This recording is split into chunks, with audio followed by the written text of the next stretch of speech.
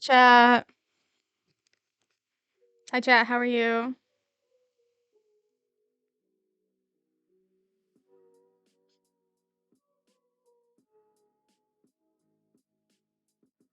Hello.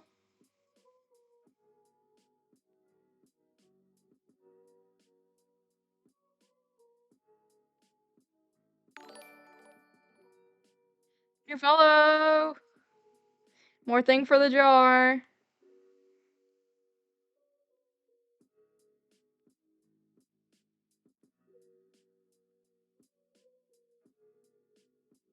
There's another person. Thank you for following. You guys are awesome. You guys get to go in my jar. You guys like my jar? It's like almost half full at this point. Anyways, hi. How are you guys? I'm trying to make so you guys can hear the music, but it's not really working. There we go. I hope that's not too loud. I don't know. I can't tell. It's fine.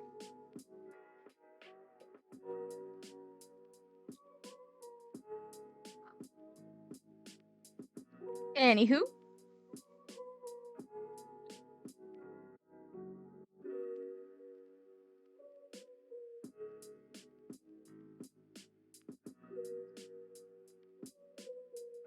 Just kind of adjusting my reference thing. Just getting something to eat. Man, I'm so hungry. I was gonna get food, but then I realized that we're like out of all the snacks that I normally eat that like don't take very long to make, so you know.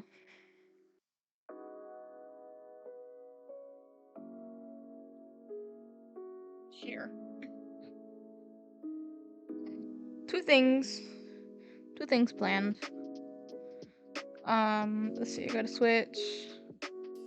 to this, but since there are some new viewers, I'm gonna go over something real quick, which is fun. I have, obviously you guys don't have anything right now because you guys are new viewers and haven't been live long enough. Oh, ad break. Sorry guys, ad! I'll wait for the ad to end before I do anything.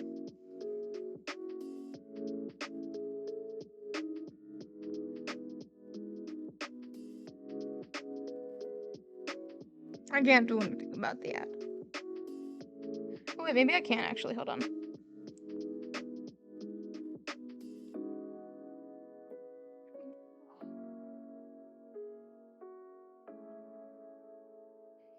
I can't. Just how do you have 300? Oops, didn't know that did that. Oh no, did you not mean to redeem it? Oh no. I feel bad now. Well, I'll get the palette out regardless. You can still choose.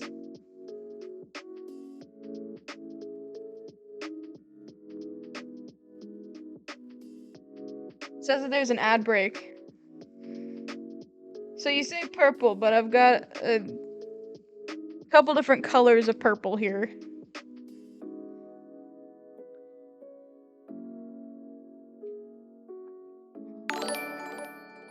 Yes. Hi! Thank you, the Sacred Orb, for following.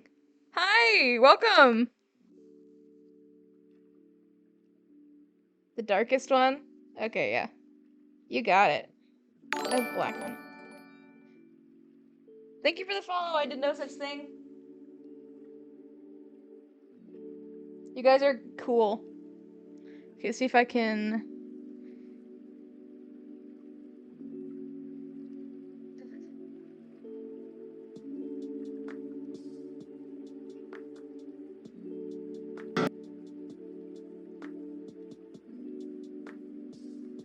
We're doing eyeshadow.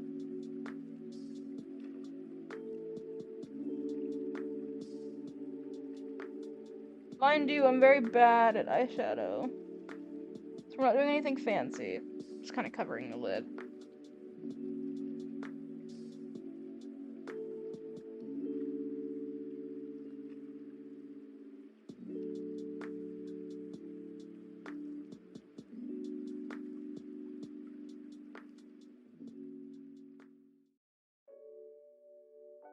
Purple. I'll try and get it more on the inside there.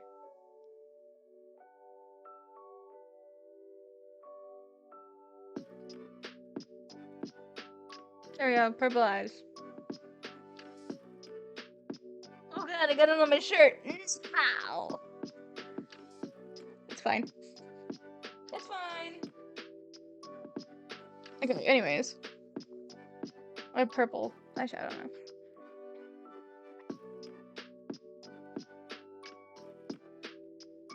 Anyways, back to Procreate, which we were doing before. Oh no, your name kind of, hold on, let me try and fix that. One sec. Your name is too big. It doesn't fit. There we go. I fixed it. So, okay, I was trying to do before until someone accidentally redeemed the stuff. Here, let me get a clip to keep this out of my face. Okay. So as you see, I have some channel points. We have some sound redeems or whatever. But we have a couple that I want to highlight on real quick. We have Change Fairy Lights, which includes these and these. You can have them be 2 separate colors or all 1 color. It's up to you, just let me know when you redeem it. And there's also Change Ring Lights, which means you can change the color of both of them. They can both be the same color, 2 different colors, or you can only change one of them to a color and just leave one as a normal light. Again, just let me know which one you'd like. Then we have, sometimes I'll have a get into cosplay one. We don't have that today, because I'm tired. I don't want to get into cosplay today. But sometimes we have that, and also there's an additional redeem that goes with that where I can record TikToks. But the other one I want to point out is choose hat/headband, because I'm a cosplayer. I have a lot of hats/headbands that you can choose from, and you redeem that, and I'll just kind of show you. Green, you got it. Just give me one sec. It's like really easy. Basically, I just have like a PNG of like all the different colors, and I just change it that way. So look, green. I know there are like two different colors of green, but this is bright. It's that green, the IRL. I know it looks not like that, but it's just how my camera looks. It's not very color accurate. Anyways, let's go to here, where you can see what we're working on here. Here, I might actually move the lights back down again. I hope the music isn't too loud for you guys. But yeah, we're redrawing this, which is a redraw of something that I had in my sketchbook. It's one of the first like big drawings I did on here on my iPad. So it's like I figured I would attempt, keyword attempt, to redraw it using this reference. And by that I mean, you know, draw over them, but yeah.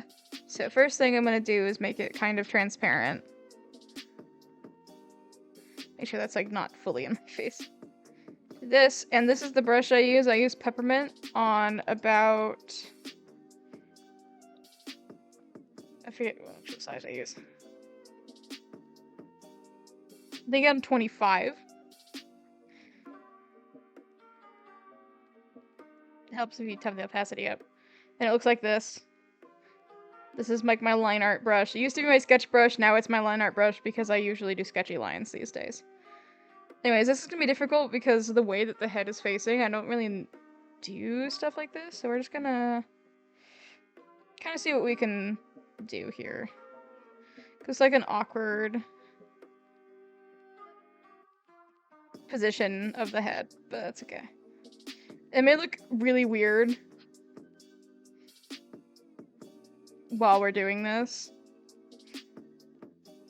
but I'll go back in and adjust for like Tommy. Like I'm making it like a little bit more bulky, not quite as feminine in shape because he's obviously not a woman. So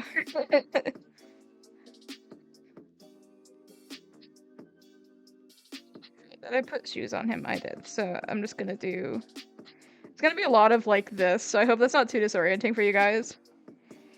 But yeah, feel free to look at channel point redeems, you know, like look over them and decide like if you want to save up for one. I think you guys get some automatically, some channel points, but use them wisely.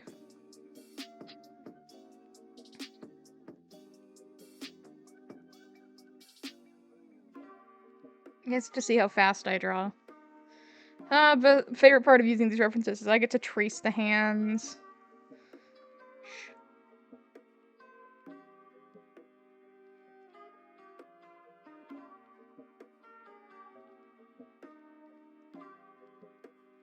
Honestly makes it look so much better whenever I'm not actually drawing the hands.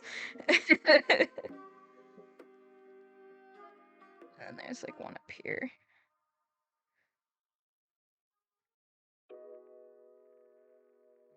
Let's see, what is that hand doing? Okay. I mumble a lot when I'm drawing, so if it's like, I'm sorry if I do that. I don't really mean to. I try not to as much as I can while I'm doing this, but there's Tommy. That's gonna be Tommy. And then when I have two people, I usually pick a different color that doesn't normally get used.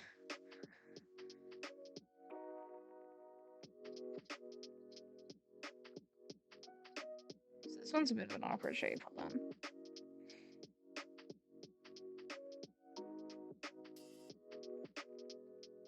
His head's like kind of turned to the side and down. Looks like there's the ear.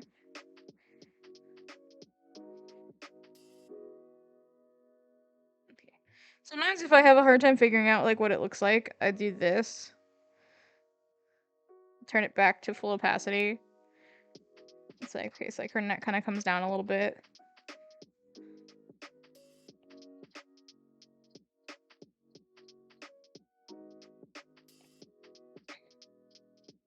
My favorite thing about this one was the fact that Sam wasn't completely visible, and so I didn't have to worry too much about like the anatomy of it all. I'm not great at anatomy, that's why I use these references the way I do.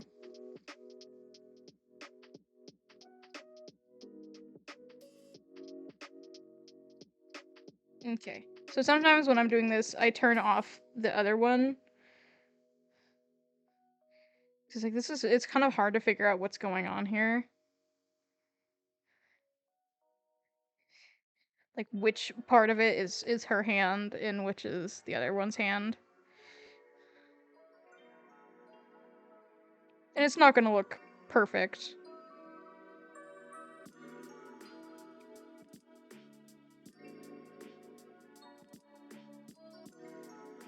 And that also means that like if we miss one or if we mess up how it looks, we can go back and like erase this because like I don't like how this looks now, so I'm gonna.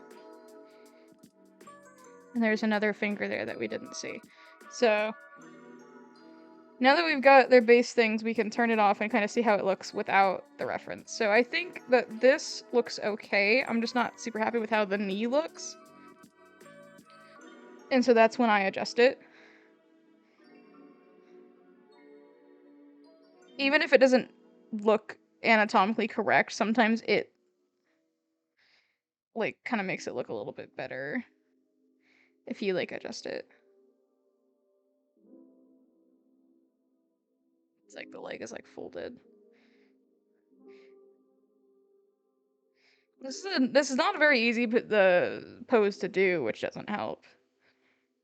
But since we got that, we can go like this because we need the lines showing through it. Okay.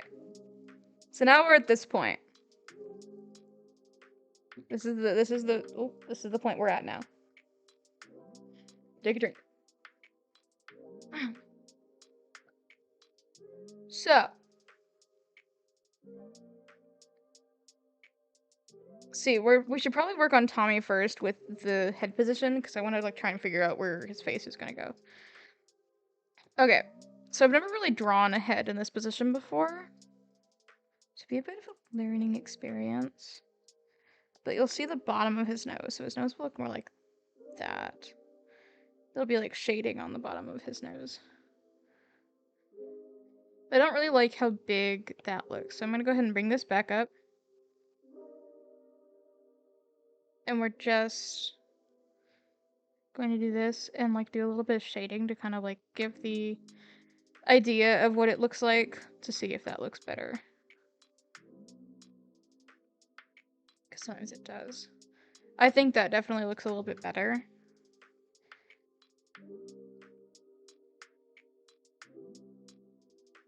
So Tommy died in a not so fun way, obviously. So let's go ahead and adjust his head a little bit more. Because her face kind of goes back and over here as well. And then her ears are here.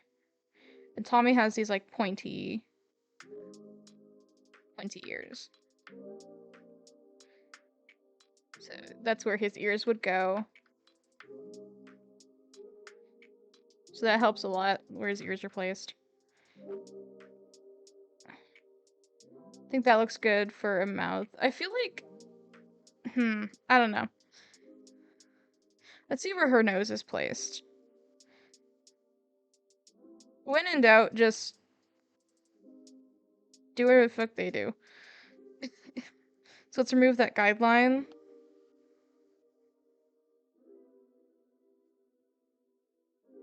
So the nose is here. This is where the nose is. This is the bottom of the nose.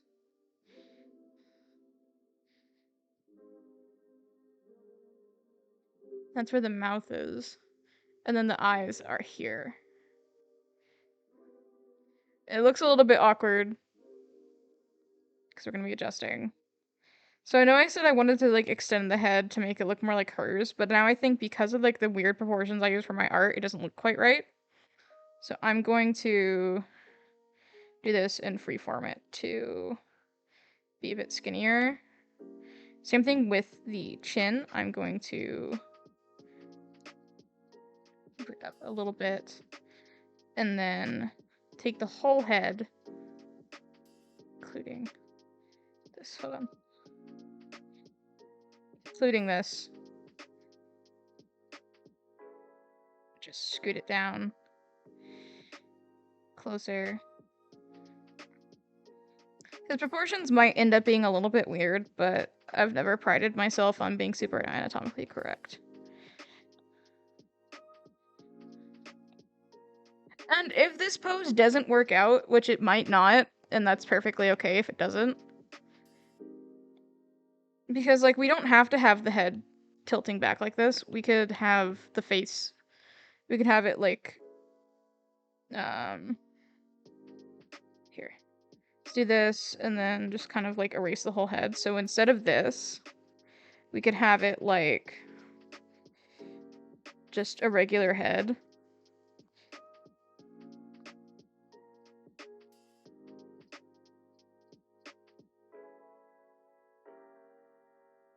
Attach that to the neck. And make his head more straightforward.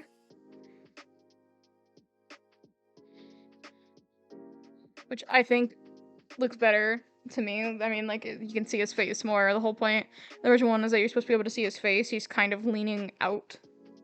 Anatomy is very difficult, especially when you're not very good at it, like me. So now we can draw his face more like normal.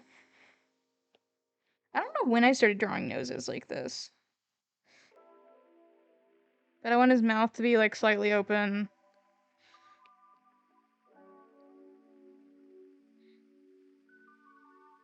And, like, he's looking up because he's dead. So, like that. Again, the proportions are a little weird. He looks a little bit big to me. So I'm gonna do a thing. And I get it's, like, kind of a perspective thing, but I'm going to, like, take all of this and just kind of shrink it down a little bit. And I'm gonna do the same thing up here. I'm just going to kind of, like, just make him narrower, smaller. Because he's a skinny little dude. I mean, like, he's not a big dude. Small. Especially compared to Sam, who is, like, canonically, like, what, 7 feet? So we're forgoing a little bit of that size difference, but I want to make it at least a little bit better. So now we've got Tommy's face coming up here. Stick boy. He is stick boy. And we'll do these rested, surprised eyebrows. And I think that's pretty good for an expression. So now I have to, like, remember, because, like, I haven't drawn non-revived Tommy in a hot minute. I keep forgetting I have eyeshadow on. I keep looking up. I'm like, why are my eyes so dark? We're an eyeshadow dipshit. So normally I would draw him with this, like, wisp, but because he's not revived yet, he doesn't have that yet. Because he's, you know, dead. So what we're gonna do instead is just... His hair is still really long. It's kind of draping over his shoulders here. And then... kind of do something like this. And this is usually when I erase the head bits like this, to kind of get an idea of what, like, the face is gonna look like. Then we erase anything that the hair is covering, like that.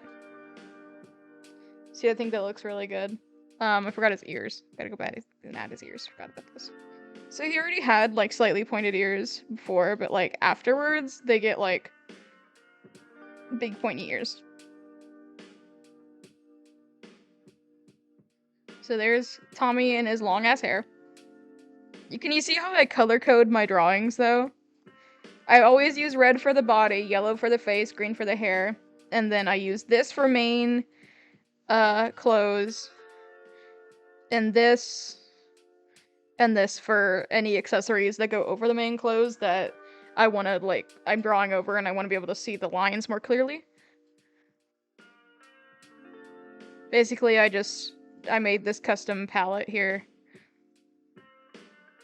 which has all of these. And then if you want to know what colors I use for my PNG tuber, it's all these. I have the shading and I have the main colors. So I use blue for body and red for face. Yeah, I feel like everyone has like their designated colors that they use for certain things. So in this case, Tommy is not yet wearing the friend cardigan. His friend isn't dead yet. Friend is, you get the point. Yeah, Wilbur's not back, so you know, none of that has happened. So friend is still alive, so he doesn't have the cardigan made from friend's wool yet. And so, like, this is how normally I would draw his shirt, but I feel like because he's kind of, like, slumped over, his shirt might be riding up just, like, a little bit. Like, it's kind of not quite even on his body.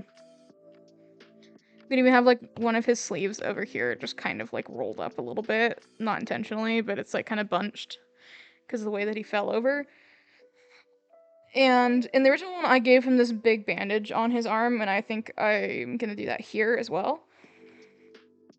Because I don't really have much of a design for this point of Tommy.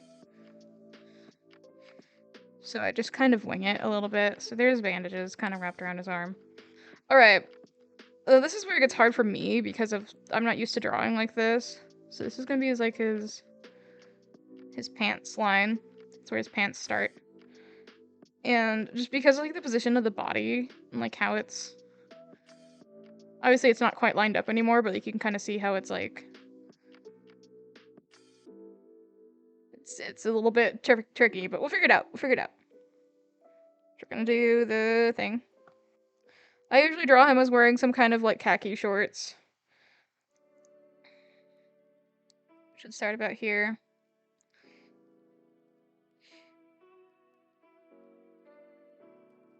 And the other one, they usually go either just above or just below his knee. It really depends on like when I'm drawing him. It's pretty inconsistent.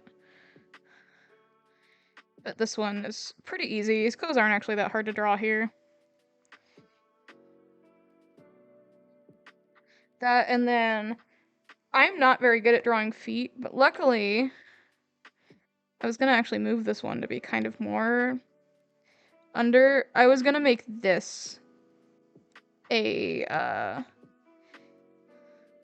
it's like a barefoot, and then on this one he has his shoe. Like he's missing a shoe here.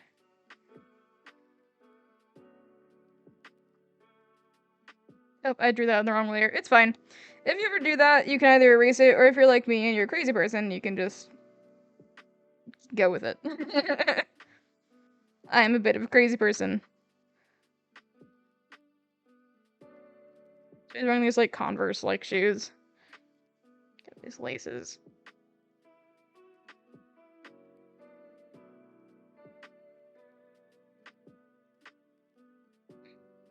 I actually really like explaining my thought process whenever I make these.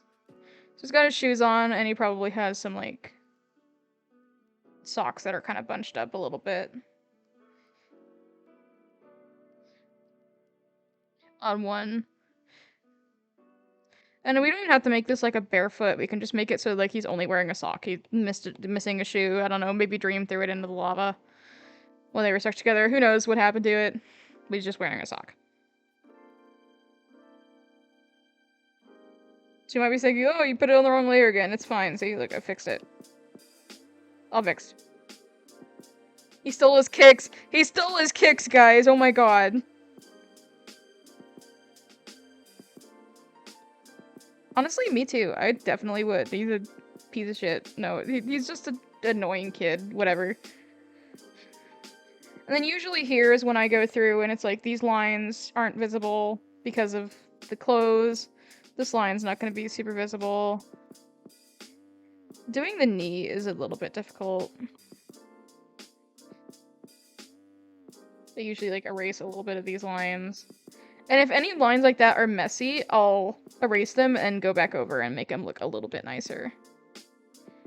Like I did a very, very messy line for his torso.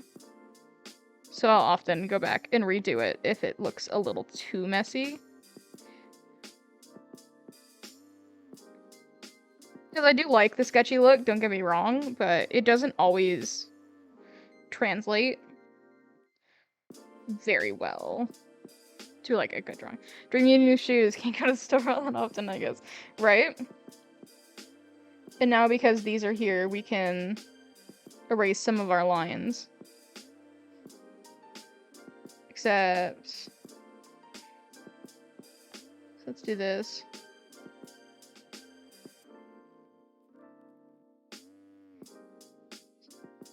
So... now that we know exactly what this is going to be, we can erase these. We can erase this. Erase that.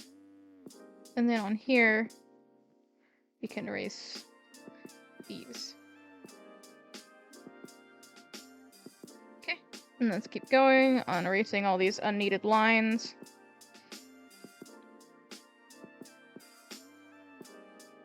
Get rid of all like the weird necklines here that are not needed. Clean up the face. Get rid of those because this is going over. And because of the way that this hand is positioned, we're gonna have to like kind of make the fabric a little bit wrinkled because he's gripping onto it.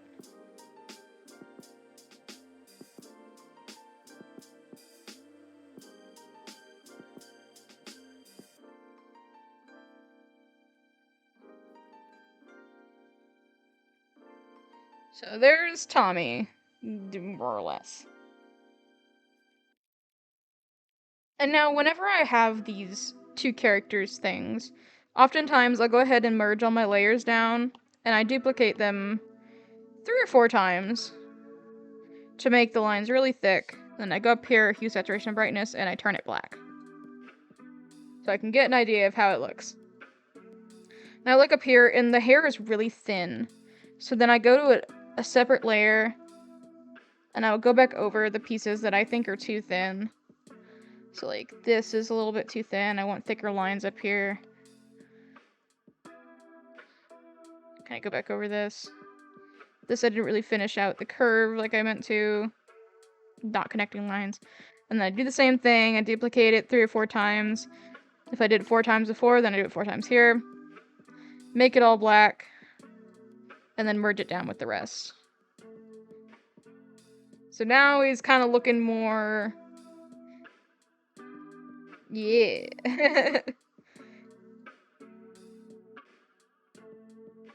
What do you think? How do you think he's looking? You think he's looking dead? Now again, on his hands, the lines are very thin on the hands because I went a little bit more sketchy with it. So we're gonna go ahead and thicken up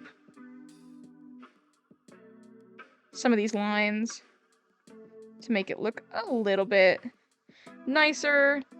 Do the same thing. You guys get the drill at this point. And obviously, I am not an expert at art, so don't take my tips as... don't herald them as fact, the one true way to do things, because it's not. In fact, I guarantee I do a lot of stuff wrong. So if you want to learn how to do this actual stuff, please go watch actual videos, tutorials, so-and-so. Don't take all of your knowledge from me. Now his foot looks a little bit weird here, so I'm actually gonna adjust it and then like erase some of these weird lines.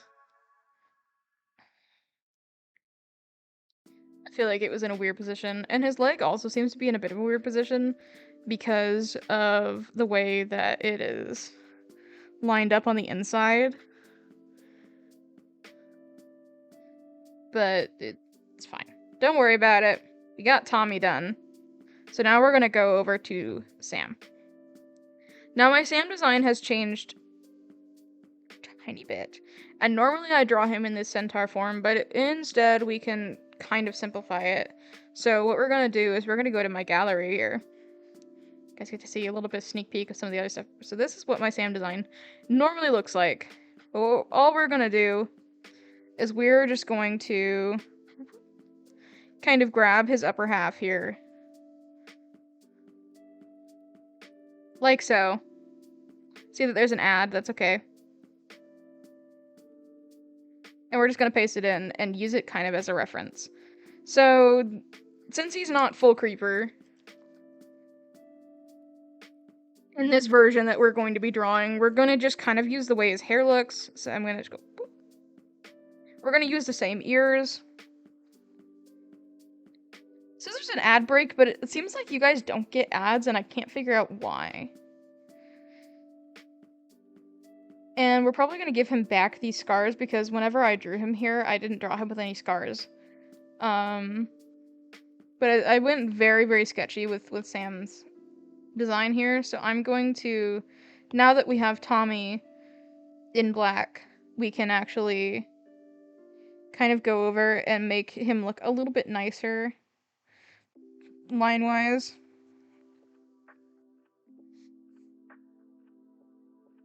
I just have to be careful with my Idon because of the country I'm in. Oh, I was wondering why you weren't affected by the ad breaks. And I was like, anyways, I have to be really careful because of the magnets in my case. If it touches the corners of my computer, it turns it off. I don't know why it does that. But I remember when I first saw it, it freaked me out so bad. Damn, Sam's got that snatched waist for real, for real.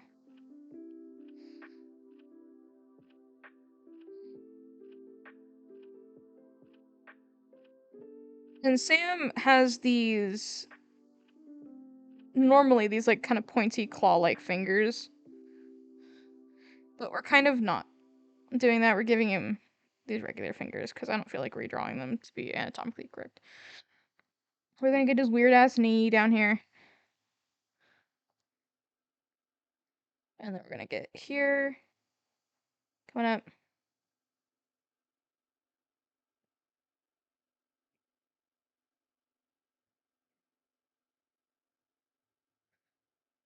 And then we're just gonna move that. There's Sam. I feel like this knee, though, should be placed more this way. So we'll do that and then erase these lines.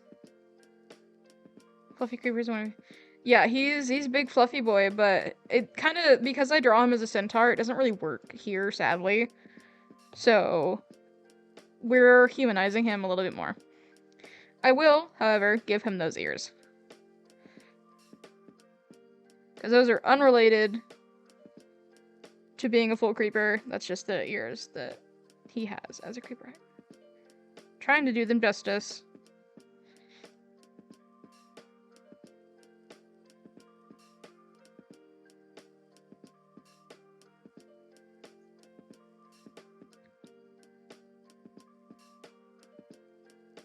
Okay. I mean, obviously we could make him look like this and then just, what am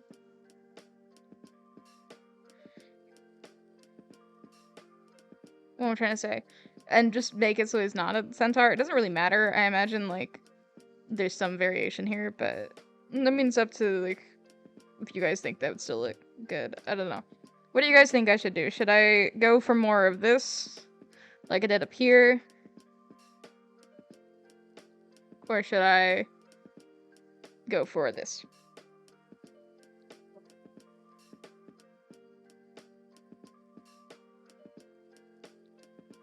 Make him fluffy? I agree. Okay, so because I'm referencing this more directly, we're gonna go ahead and move this behind everything, make him small, so I can get up close and reference that face. Ooh, I am hungry. My stomach hurts. It's fine. So he's got this big old honker. Like a darker part of his nose, like that. Which connects down to his mouth. So, in this he's talking, so I've got to eat. There's no, like, quick snacks to eat, so I will eat after the stream, or probably, like, I'll do, like, a small, short break, or I'll have my grandma or something make it. This doesn't look distressed enough to me.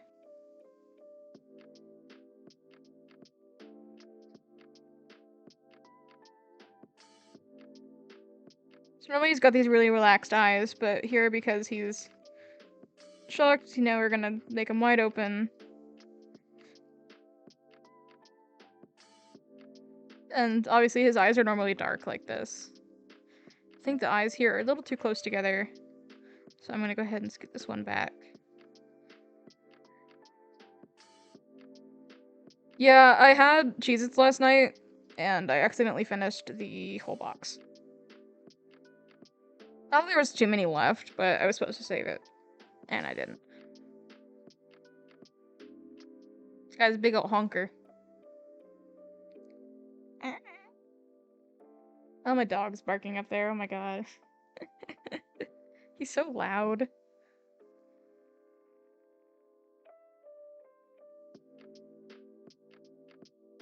It's acting like I drew something down there. There we go. So now we're going to attempt to draw this hair of his.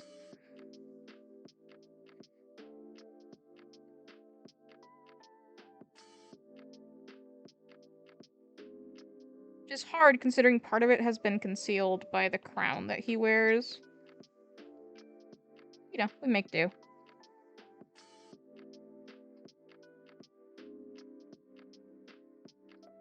See, this seems a little bit too flat to me, so I'm gonna go ahead and erase it and make it a little bit more fluffy.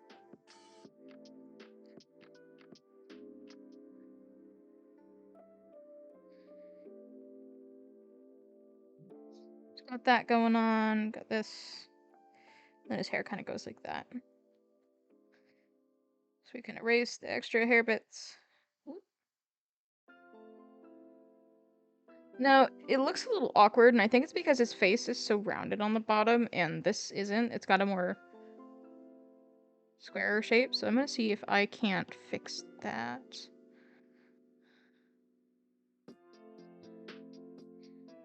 By just adjusting a little bit.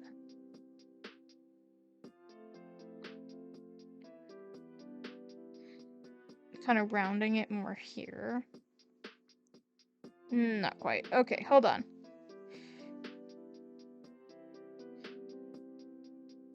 It may be because like the face itself is just not quite. Imagine he has a bit of a softer, rounder face like this.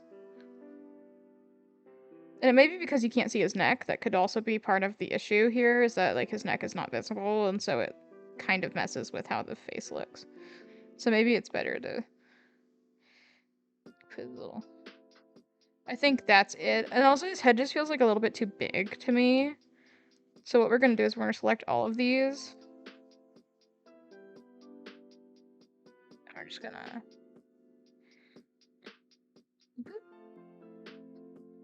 and kind of move his head downwards. And that to me actually looks a lot better. I don't know about you guys, but that to me looks better. It's also hard, like, when you have characters in, like, a certain expression, like a set, expression whenever you first draw them, to redraw them. Also, I really fucked up the ears, so I'm just gonna go ahead and go. Yeah, I got more or less the face shape here.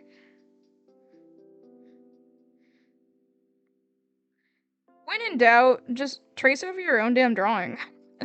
There's literally nothing wrong with tracing your own drawing to get the right shape that you want. And also, I think it's also because his face was tilted this way in this drawing. So that may be why it looks odd here. I will see if tilting it fixes that issue.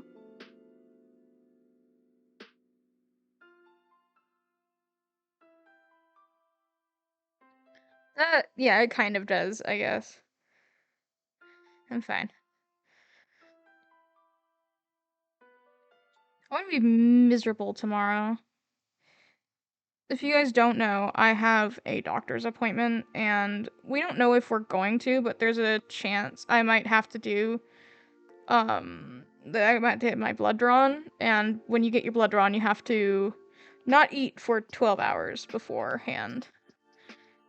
And I don't know if you guys know this about me. I'm a fat bitch. I got some belly to me. So, needless to say, no, I'm not right now. But, point being, I need more food than the average person. And I need to eat. I just need to eat more often in general. If I don't eat for 8+ hours, I feel nauseous, and that nausea only builds. So 8 hours is about as long as I can normally make it. And I usually end up eating in the middle of the night because I will wake up feeling so sick. And when going to school, you just can't be waking up sick. So I started eating in the middle of the night to help with that. But the issue is I won't be able to do that because my appointment's at 8 in the morning. So I can't eat at night, which means I'm going to wake up super nauseous.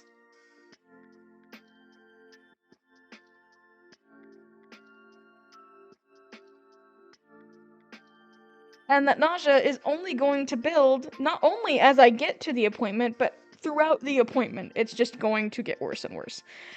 And so I'm not very thrilled, needless to say. I'm not thrilled. And the fact that it's not even a definite you're getting your blood drawn. It is, we may want to do that, so you should fast in case we do that.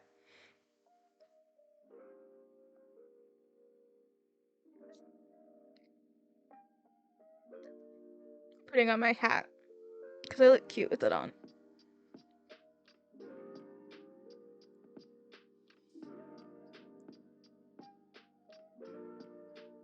Something just seems off. I think it's the eyes. I think it's the eyes. I think I figured it out. If I take his eye and I move it a little bit further out. It was the eyes!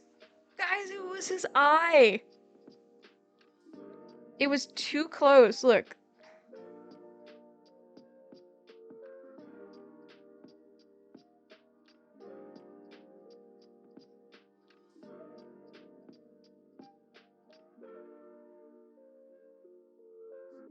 That's why they look so weird. We figured it out, guys.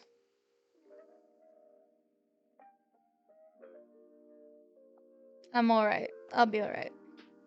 So now here he's probably wearing his armor.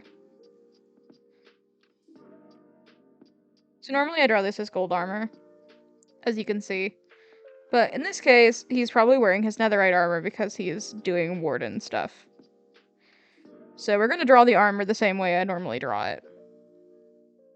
Just like this, and then you get like the double layer down here.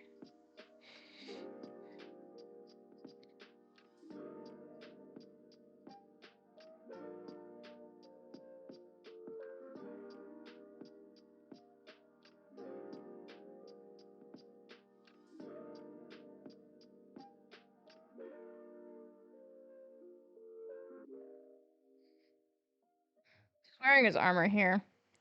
The thing is, normally he's the fluffy boy, so it's like he doesn't have any armor on his lower half.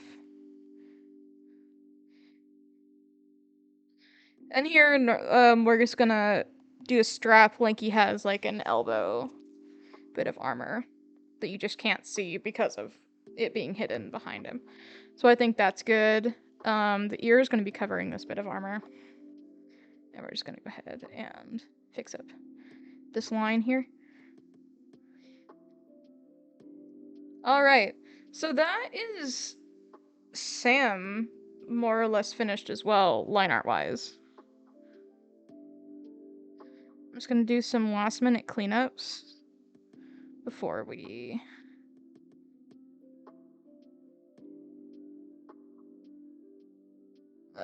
make him a black outline and we start coloring. Just gonna remove this to make sure that the hair looks okay. I think it does. Let's go ahead and merge down. Duplicate, and then I usually merge all three and then duplicate one more time because it gets that extra bit of thickness. And as you can see, his nose looks a little bit strange. So I'm gonna go ahead and clean it up. Sometimes you can only see the imperfections once it's been turned black. So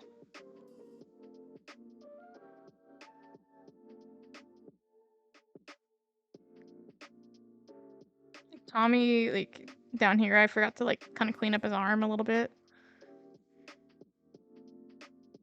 Oh, there's like spots on him where there was like stray marks that I didn't get seen. So there's them. Now you might notice that they're a little bit off center, so I'm gonna go ahead and move them over to where they're supposed to be in the frame. Okay. So we're gonna start by changing the background to this gray color because it makes it a lot easier whenever you're doing skin colors. So we have Sam's color palette here, but we don't have Tommy's, and we need Tommy's. So what we're going to do is, once again, we're going to scroll down here, and I'm going to go ahead and turn off the shading layer. And since we only need a little bit of Tommy, we're going to do this to make sure that it's saved. The blonde of his hair, make sure that's saved. The red, which we already have. The blue. This. And then the color of his scars. We just want to make sure that those are saved. Normally I would drag this, but since we're not referencing this actual design, we're referencing an earlier version of Tommy, we don't actually need to. So we're going to go ahead and just, on a separate layer here, just go to Syrup, which is what I use as my coloring brush. You guys got this tapered end, so you can do different line thicknesses. So that's for skin, and that's his scars on top of his skin. There's his hair. There's his eyes. He has one icy blue eye normally, but I'm gonna make it a little bit darker. There's the red for his shirt and his pants. And then white, obviously. And then that other design didn't have a bandage color, so we're just going to go ahead and make one. That seems like a good color for bandages. Alrighty, so now we're gonna go ahead and just grab this sim color. And we're just gonna start coloring. You guys get to see how I color.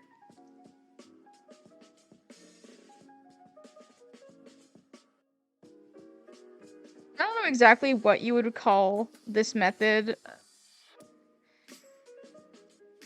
Which is where, like, you just kind of try and color in the lines for most of it, but for bigger pieces, you just scribble and then go back and erase.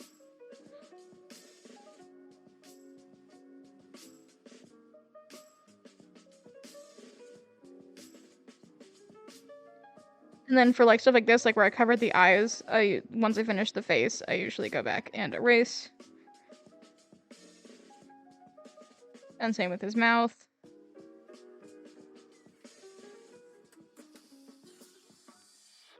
Oh, that's not good. What do you mean my Apple Pencil is low? You're kidding me! We have stuffed it in! It's fine.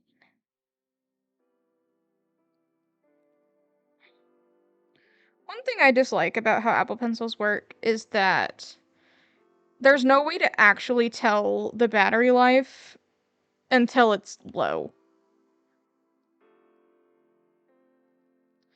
And even then, 5% doesn't give you any indication of how long it's actually going to be before the pencil dies. I've had this issue before where it says I have 5%, and sometimes it lasts another couple of hours, and sometimes it only lasts another 20 minutes. And I can't seem to figure out any kind of consistency.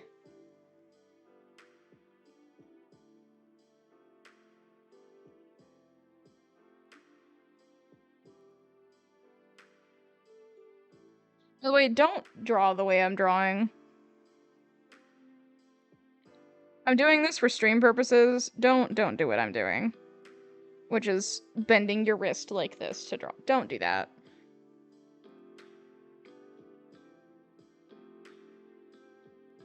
If you're gonna take any advice from me, don't do that. Trust me, your wrist will thank you for not destroying it. So we got that, and then we just need to get his leggies. And the interesting thing about the old one here is, but the old drawing is that I actually used to color like this, but I got lazy. And I didn't want to anymore. And so I actually made it pretty much impossible for me to shade effectively, which is why a lot of my earlier drawings don't have any shading on them. Because I was doing the color drop thing. I was color dropping directly onto my line art. So there was no separation between colors and line art, and it was all in one layer. All the colors were on one layer with the line art. So it looked about as good as you think it would. AKA not good at all. Let's go over here, grab the white. Go ahead and do this. And because they're so similar, I'm just gonna go ahead and put this of his mouth in here. Because it's such tiny pieces, and then I do this for the eyes. Except, we want to go ahead and turn that saturation down. Because they're lifeless, they have no life in them, so they're more gray than blue. Alright, now we're gonna go back to white, and we're gonna do his shirt. This is one of the situations where it's a big piece, and so instead of coloring it more precisely, I scribble. And I'm gonna give him white socks as well. And then the bottom of his shoes. And his laces are also white. It's one situation where, like, if I have a really big piece like this, I will just color super messily and go back and erase.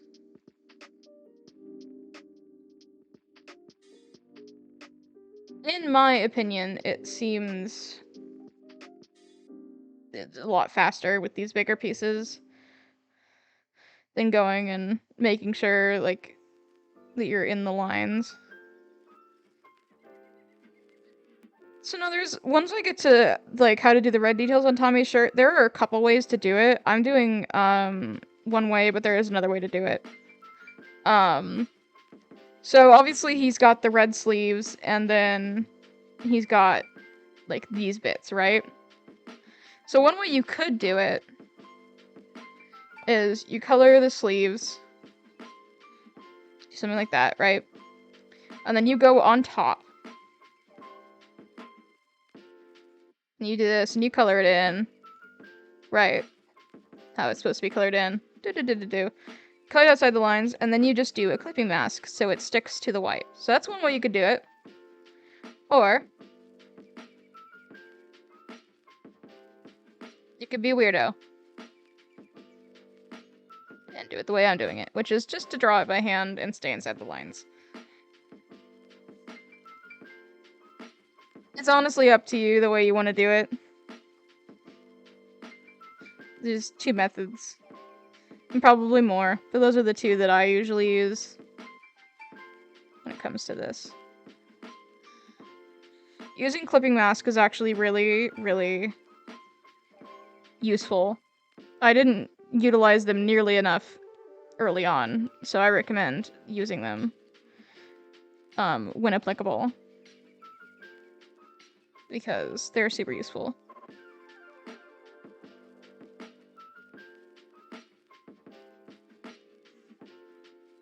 I hope my Apple Pencil lasts.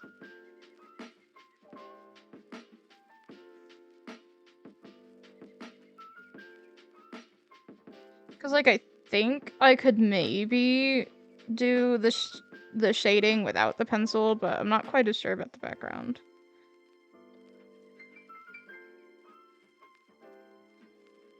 So there's all the white pieces.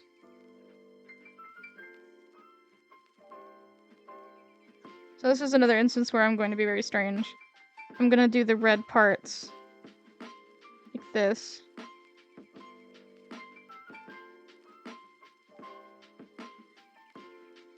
You can do a mixture of the two if you want. So this is going to be clipping mask just to be on top of this, and then all the other red bits are going to go underneath the shirt. I wish I could explain to you exactly how they work, but I don't really understand how they work. I just know that they do.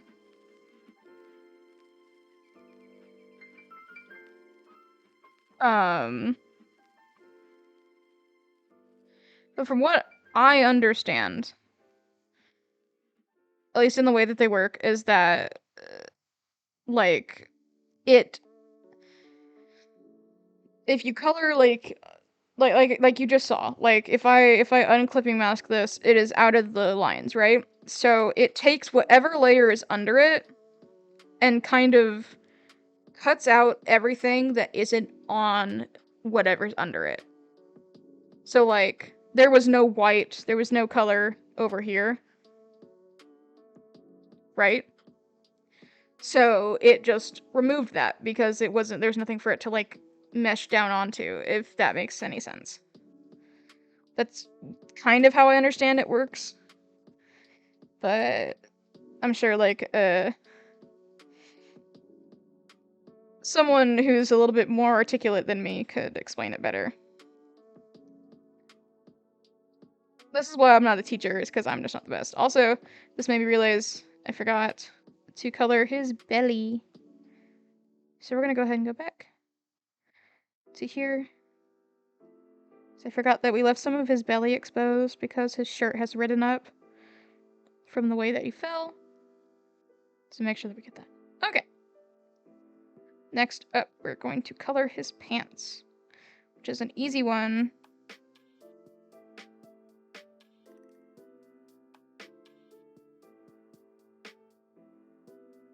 For these bigger ones, I often try and stay at least somewhat in the line, so that way the cleanup is easier afterwards.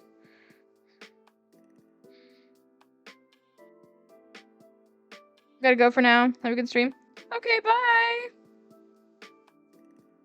Thank you for joining. It was really nice having you here.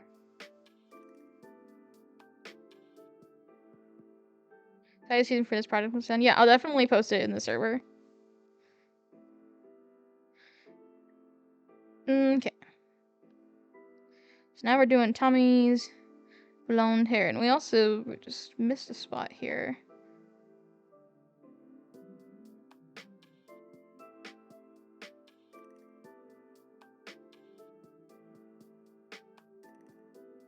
Go ahead and do this. And your colors are going to look slightly different than mine. The way that iPads display color is different than the way that computers display color. So my colors are actually a lot more vibrant. Like, this is a bright red, but for you, it's a dull red. So you guys aren't even seeing exactly what I'm doing, which is more of an incentive for you to go check the finished product out on Twitter once stream is over. My Twitter, @RealCitrusCrush, if you want to go check it out there. Tommy is just about colored. And then sometimes If I have two characters, I'll shade, like, I'll fully color and shade one of them. And then I'll do fully color and shade the other one. It really just depends. As for Tommy's scars, he doesn't have all of them. The one over his eye is from this death. At least in the way that I draw him. So you might have seen that the original one had these scars, like, here, and had this, like... But that's from this death, so he doesn't have those scars yet. Those will be actively bleeding injuries in this drawing. But there are a couple that he does currently have. Which is one on his cheek. There's one over his mouth, like so. And he has this one on his neck, which is from Exile. He's got a few on his arm.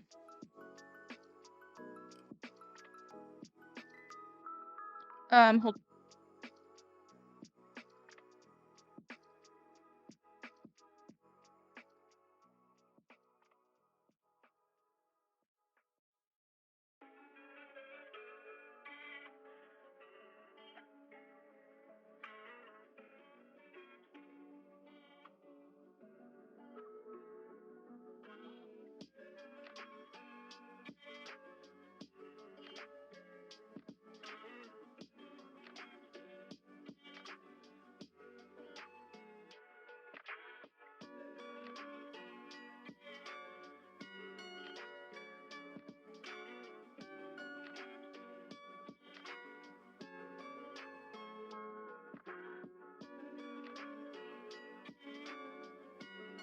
Sorry, guys.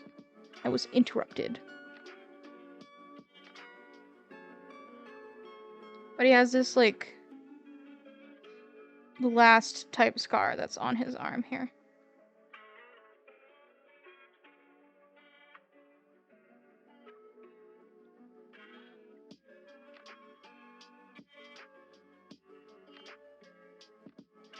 Then he's got, like, a couple scars that peek out from underneath these bandages.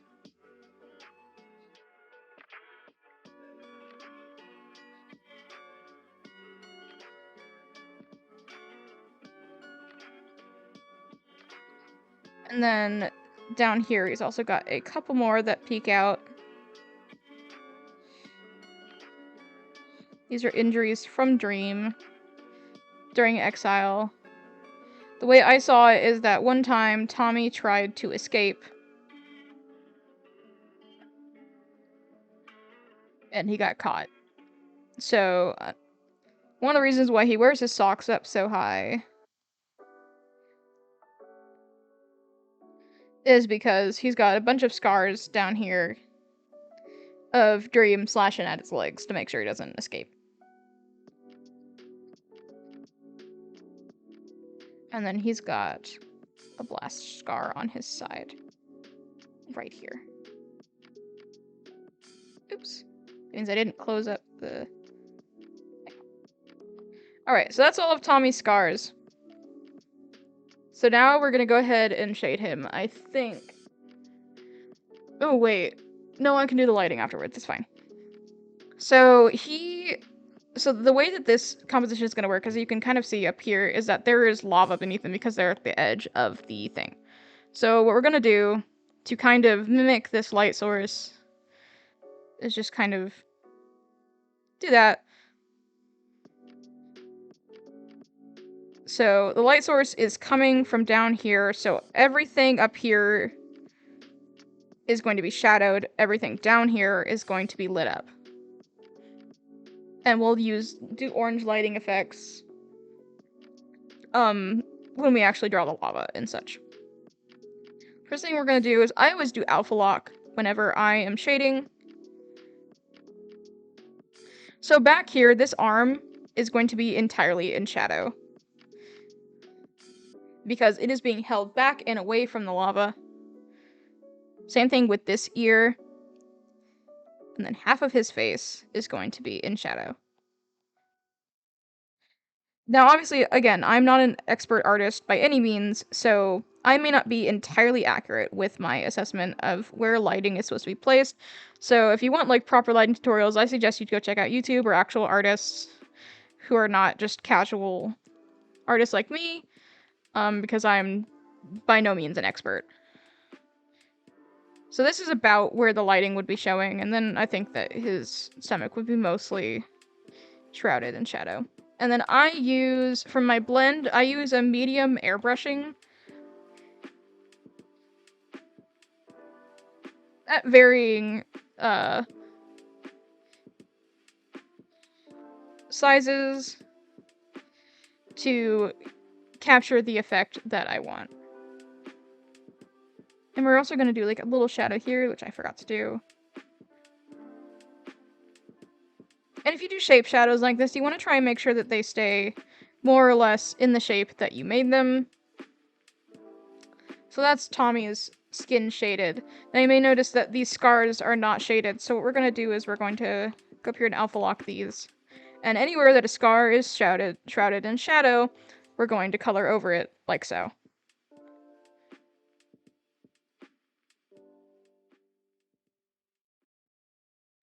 And if there's any like this, where they overlap, we're just going to smooth it out this way. So that is his skin shaded. So the hair is a bit of a tricky situation because this color here is not a very flattering color, but I reckon that none of them have all that clean hair, especially with Tommy have been in the prison for 2 weeks. So this is how I shade my hair, and we're gonna make it real shiny because he has been in the prison, so he's all greasy. So we're gonna do this, just for initial shading of the hair. So we've got this nice shiny hair, right? Now, obviously he's being lit up from the bottom by this lava. So we're gonna take a slightly darker color than everything else, and we're going to place it like so against all the pieces that would have shadowing. Like this would be completely shrouded in shadow. Now, you can do it that way, or if you want it to be more subtle, you can take an even darker color, and we're going to use that clipping mask method from earlier. So we're going to go over here, do the same thing, mark out where everything's going to be shadowed with a darker color, and smudge it out accordingly. And then we're going to clipping mask it and turn down the opacity so that way the shading of the hair is still visible from underneath. And if it's not dark enough, that's fine. You can always go to your hue, saturation, and brightness sliders and make it darker. See, now that looks like it's properly lit up from underneath instead of how it was before. Now, Tommy's eyes are an interesting situation here because they're not going... For one, they're lifeless, so the shading that I would normally do on eyes doesn't quite apply here, but I will attempt to show you guys how I do shading. So we're gonna take this dark color here. Go ahead and alpha lock the eyes, as before. And because his eyes are kind of rolled back, it also makes it a little more difficult, but you're going to make, if you're doing this in a normal eye, you're gonna make this kind of shape and color in everything on the top. But this, you just kind of work with what you can, with what's visible. And I usually take a much lighter color.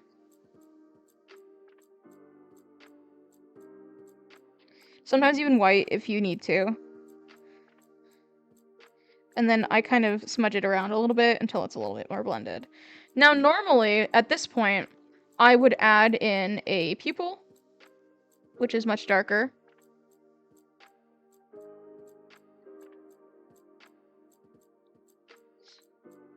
Okay, I'll show you how I normally do pupils. So normally I do like another light color. So it would be like this.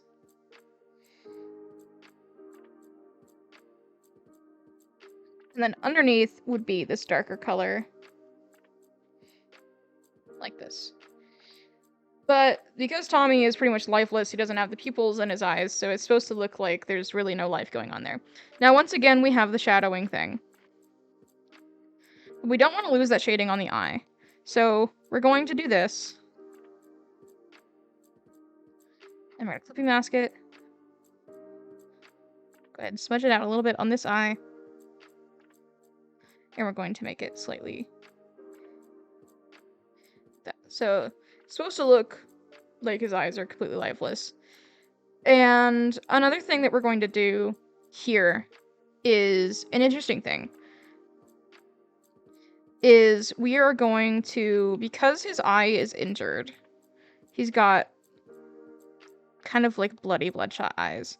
So you see how this one is all white? We don't want it to be white. We want to make it this red color.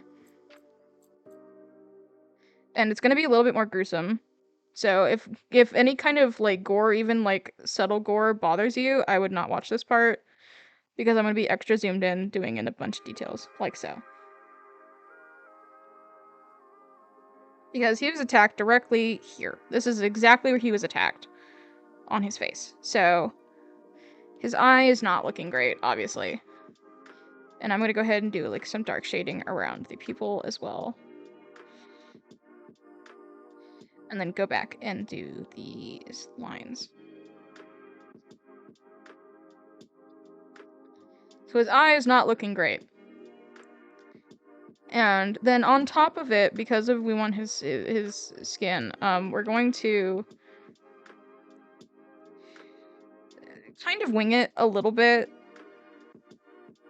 We want it to be bleeding from his head, like so. I am by no means an expert, like I say, with drawing any kind of gore or blood. So take what I do with a grain of salt. Because, I mean, for one, you may just not like the way that I do things, and that's perfectly okay. So now this is how it would look if he was sitting up straight. But because he is no longer sitting up straight, what we're going to do is we're just going to very slightly tilt this. And I'm going to erase some of these. And we're going to make some of them run more downwards, down his face.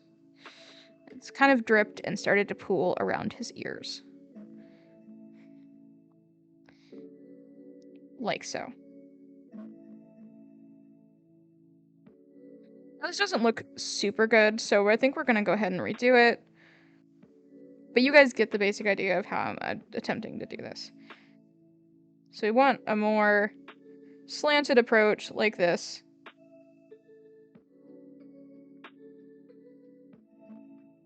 And some of it can be over his eye, like you can do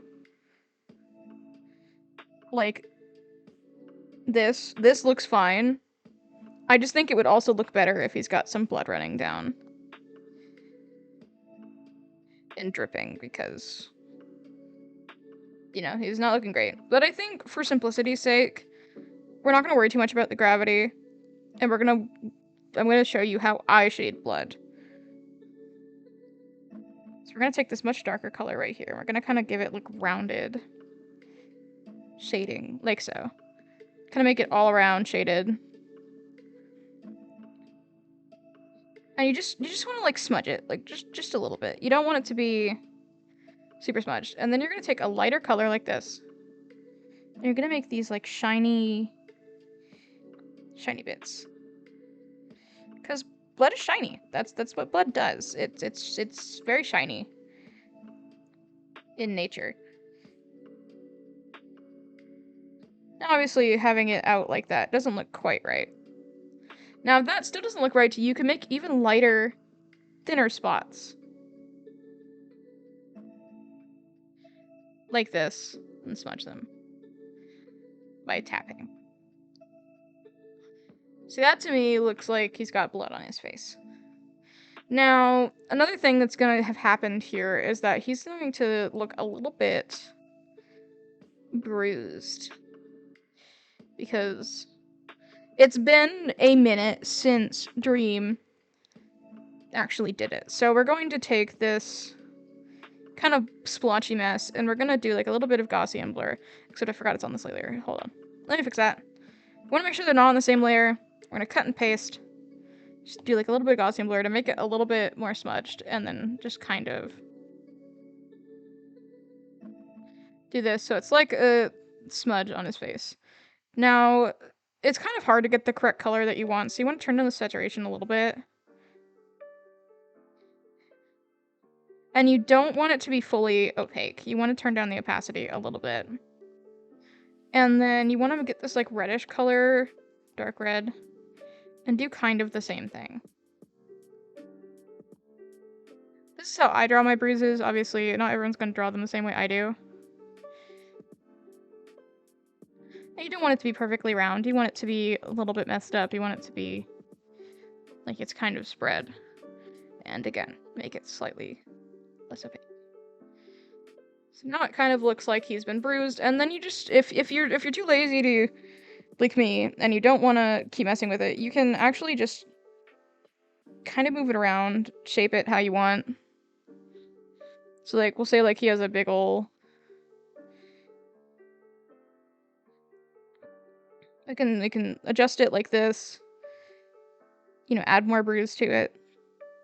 Because again, Tommy is just not looking great. He's not having a great time. He's got beat to death, obviously. He's got this really nasty bruise on his arm. Like this. And I want one more of these kind of bruises down here on his knee. Like that. And we'll be adding afterwards some dirt and stuff, but like, yeah, Tommy is not looking great. We can even add one of these bruises, one of these smaller bruises, like this one, up under his eye. And the way we do that is we kind of put it underneath this and erase this.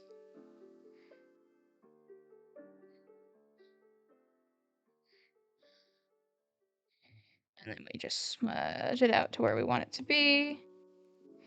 And then erase it once where it's over the eye.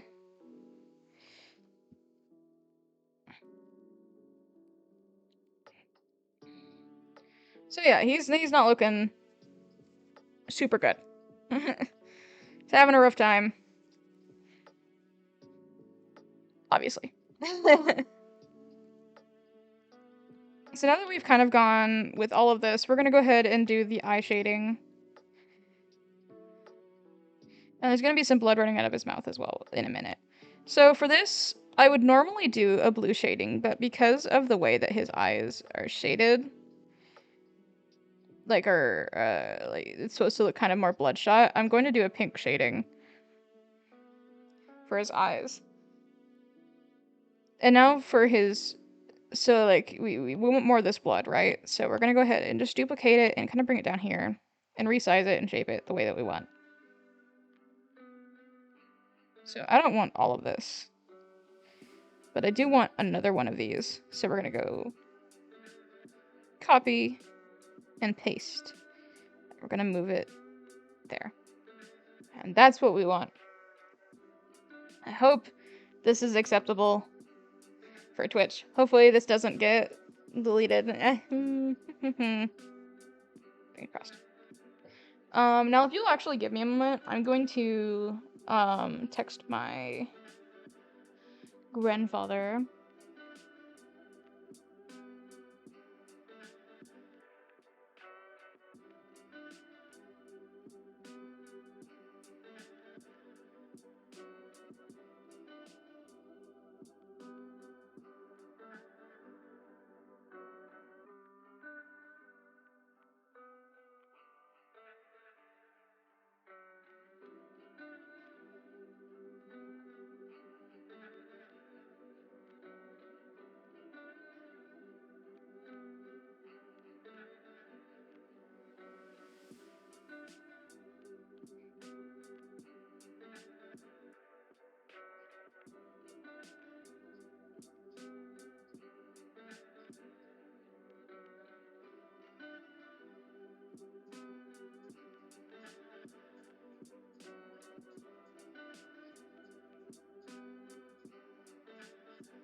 I've gone grocery shopping and I was meant to put something on the list, but I forgot.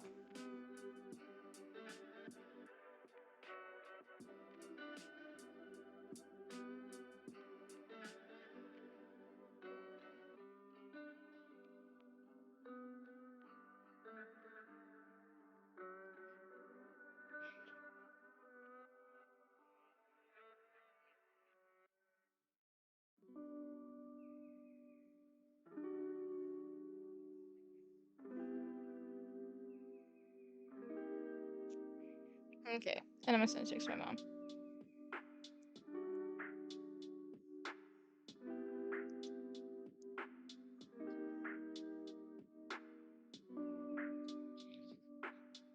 Okay, sorry about the delay. We're gonna get back to our regularly scheduled programming. So now we're going to go ahead and shade his shirt. Now, I am not,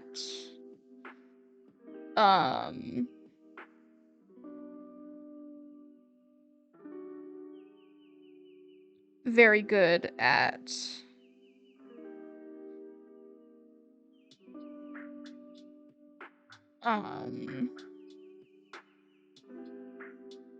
clothes shading. Sorry, I'm struggling to think.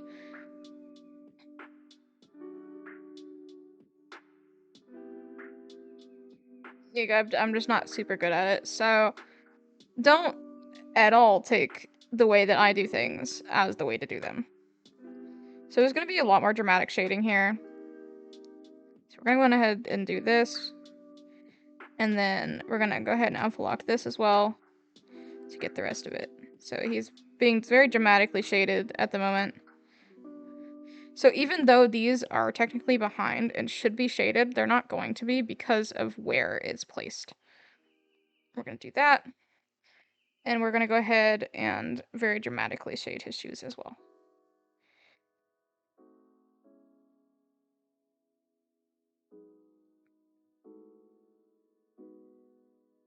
Do this.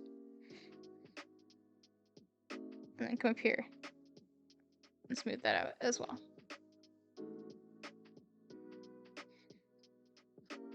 So now we're going to go ahead and shade this. And again, like normally I would use a bluish shading for white, but today we're going to use this pinkish shading. And I am going to do like some attempts at like shirt wrinkles. Let's go ahead and do this. And then do this.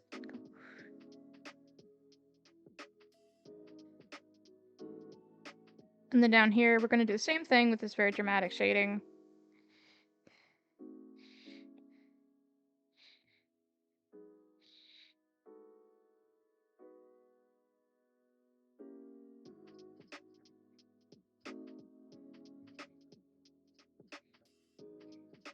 So that's the white part shaded.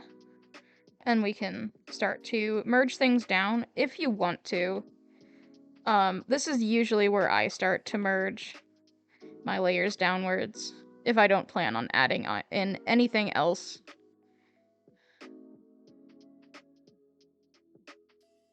That, I don't plan on adding anything else on the layers, which I don't. So we're gonna start merging these downward. So now when you get rid of it, do this, and we can move Tommy's hair layer upwards. Clipping mask, merge, and merge downward. So now all that's left to shade is his bandages and his pants. So for the pants, we're gonna go with this. And do our good old alpha lock. That's pretty much how I shade everything. Do alpha lock.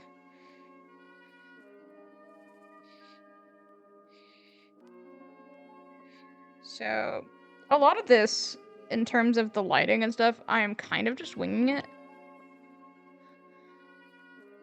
Because again, I'm not an expert on how lighting works. But you really do want that dramatic shading.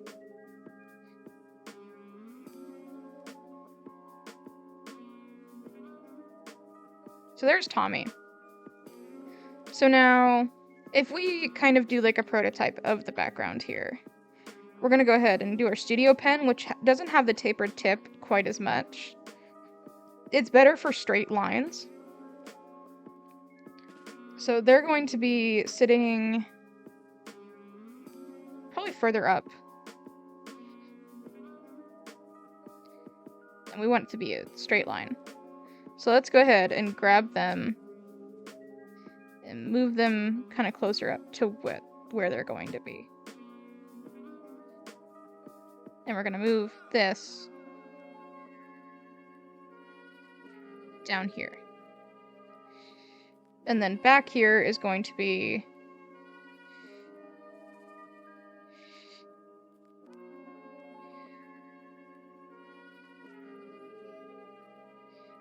the prison walls. And now, I am not good at backgrounds and have never claimed to be good at backgrounds. However,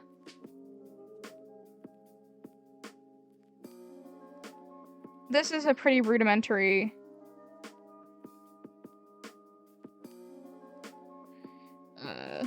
drawing.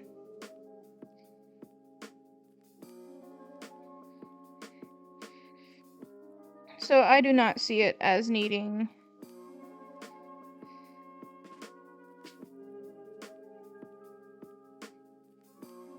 a super complex background because the focus is not the background, but the people in the photo.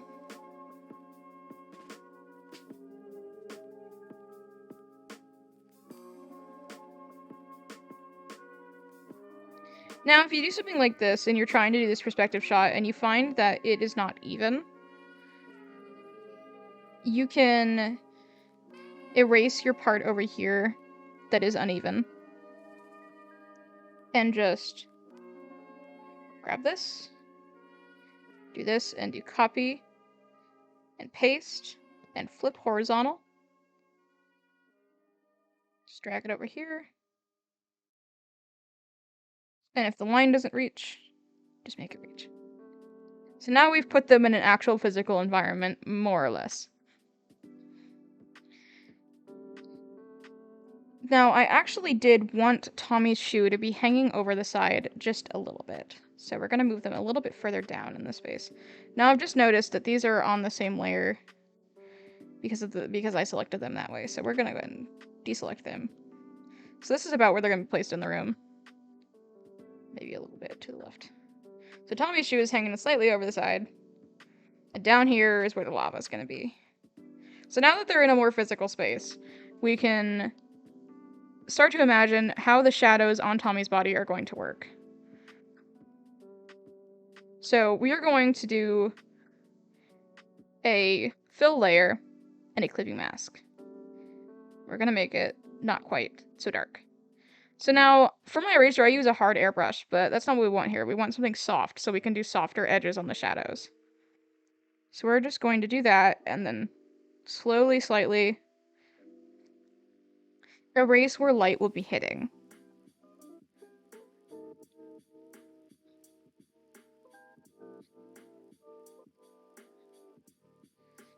Which puts him more into the space. And now something else we're going to need to do is we're going to duplicate and fill and move this layer behind him.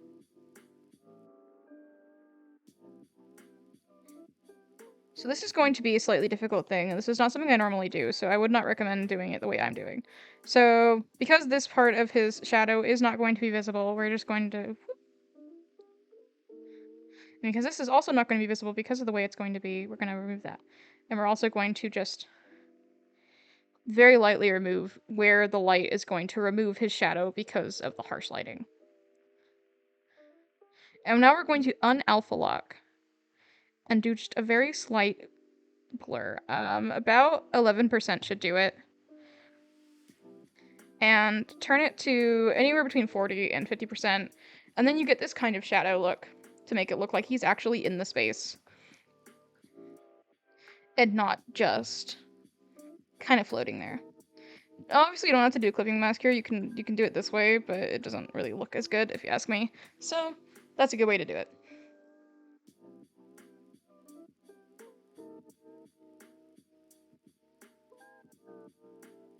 So now we have kind of finished Tommy, but not quite. You see, whenever I did this, I don't think I did it quite right. So we're gonna go ahead and fill layer once more. Take this and do only very soft erasing. It's gotten a little bit too... We don't want it to be fully unlit. So we want to make it probably about 70. And maybe like the very outermost bits, we want it to be a little bit more, you know, non-shadowy.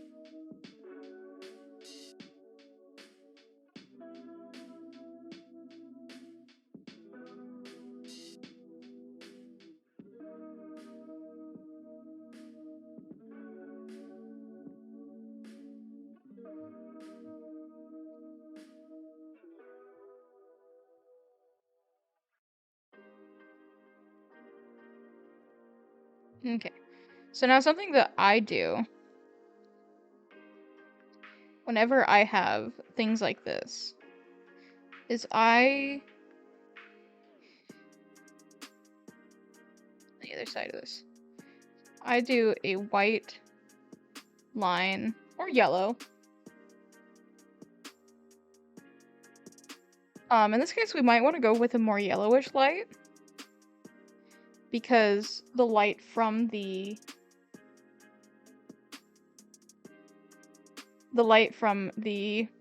lava is a more yellowish light and not a white light. So you kind of want to just put it anywhere that the light is going to be shining on your person. And now there's a couple ways you can do this. You can either manually blend it. Jesus Christ, manually blend it. That's an unusually big flub for me. Can manually blend it. I almost said it again. Oh my god. Or you can come up here and once again do that Gaussian blur. And now it looks like he's being lit up by the lava underneath him. Which is the effect that we want. Which looks a hell of a lot better than whatever was going on with this. And I think we can all agree. So already this looks a lot better, but something that we can do, something I do often do with these to emphasize the eyes, is I will go in and I will erase the darkness over the eyes to just kind of emphasize their place in the composition. You don't have to do that. Some people like it better to have it all dark, but I think having the eyes kind of pop out a little bit, to me, looks better. Now, something we can actually do, because there's no light in his eyes, literally, is we can only erase the whites of his eyes to make it look there's really no light behind his eyes. So yeah, this is a good effect, I think. I think I'm going to redo the shadow. I do like how it turned out, but I think I erased a little bit too much, which happens. It's fine. So we're gonna go ahead one side fill layer. And we gotta go back to our clipping mask because it does get a little bit funky whenever you try and do that. So we're gonna do this. Maybe not turn it quite as much. I'm gonna go ahead and obviously erase. And just only slightly this time. And then also remember to not be an idiot and take it off of Alpha Lock. Gonna blur it. And turn it down. Okay. And if you, for whatever reason, don't like how it looks, you can always just keep rotating it and keep changing it. And moving it until it looks good for what you want. So, like, they think that looks a little bit better. You can even do that and then erase what part of the shadow is sticking out. And I don't think any shadow would be down here because it's all being lit up by this. So I think that's good. Tommy is done. Tommy is done. And we're not going to merge down his shadow effects on him, not yet. Sometimes I do, but in case we want to, in the case that we want to continue messing with it, we should just leave it alone. So now the next character we're going to color here is Sam. I know that we've kind of left Sam in the dust here. He's been completely uncolored this entire time. And the last time I did this, I actually did the background first when I was doing coloring, but I think this time I'm not going to do that, obviously. So we're going to go ahead and take that skin color, and we're going to go under here, and we're actually going to move all of, except for the shadow layer, move everything of Sam, like, down here, like this. Because this way, whenever I color, it goes behind Tommy's body, and it will not interfere with, the color, and we don't have to worry about weird erasing, and especially because their line arts are on different layers, it'd be a whole nightmare.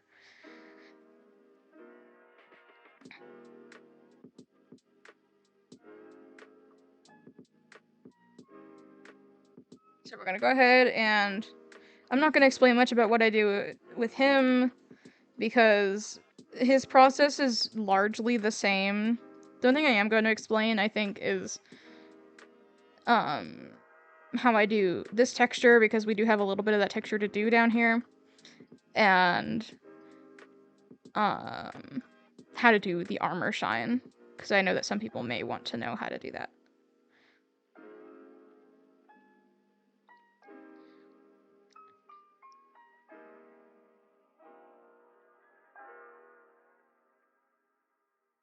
I'm excited to see how this is going to turn out in the end.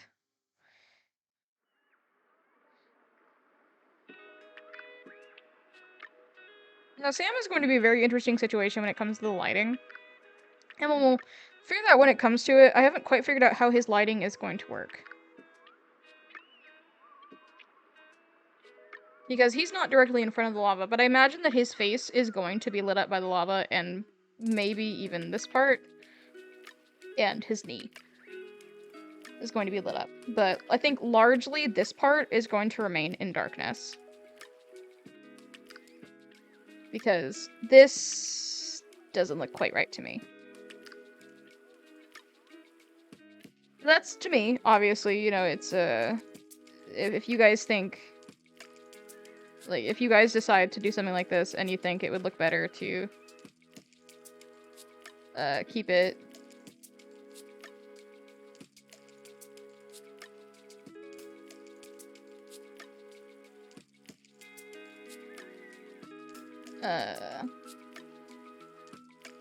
what was I saying? I don't remember what I was saying. I'm sorry, I got a text and I just completely forgot. My bad, guys. Normally there would be a pad on his knee here, but I'm not gonna go with the trouble of drawing it right now.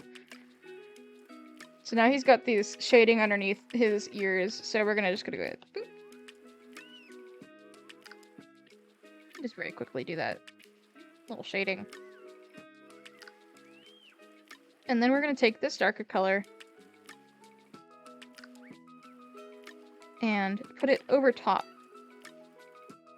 because we want to have his lip visible, like so. And I forgot to do the line art for his lip, which happens. I do that a lot, actually. And if that ever happens, you realize, oh shoot, I forgot to do the line art for this one part. Or if you think that, hey, this doesn't look quite right, whenever you color it. So let's go ahead and just kind of draw out his lip and how it's gonna look, and see if it even looks good, because we may not go with it. We may go with a darker lip.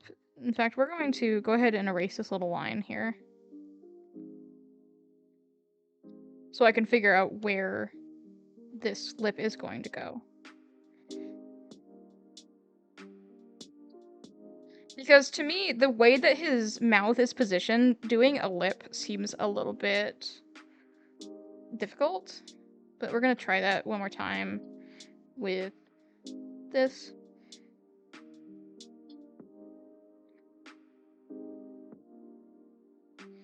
we're gonna go to the smaller size, which is 5%. I'm just gonna make it very close to his mouth. A very small lip because of the way that his mouth is positioned.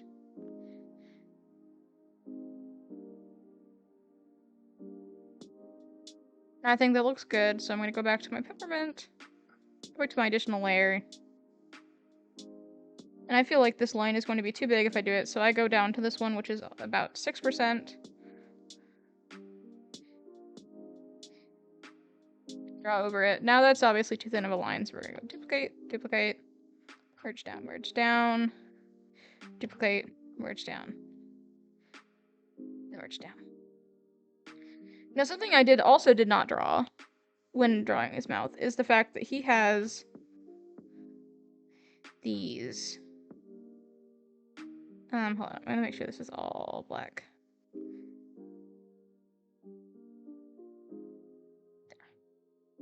Is that he has these fangs. He's got very sharp teeth. So even if his mouth isn't fully open and you can't really see much of his teeth, you will be able to see these teeth because his teeth are very sharp. So we're gonna once again go duplicate, duplicate, merge, duplicate, merge, merge. And another thing, just realized that we forgot, is the tongue line. He's got his tongue. You gotta have a tongue in your mouth.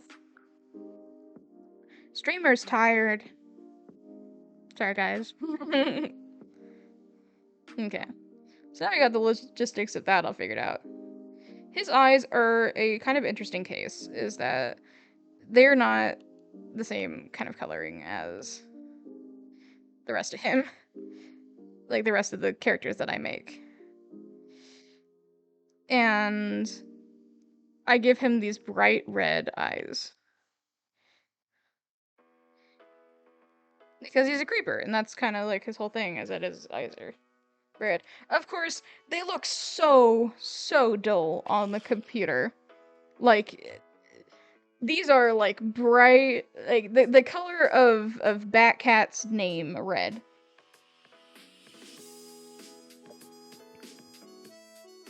That's the color of red that they are. To give you an idea. So now normally, you know, you got the dark red inside of the mouth.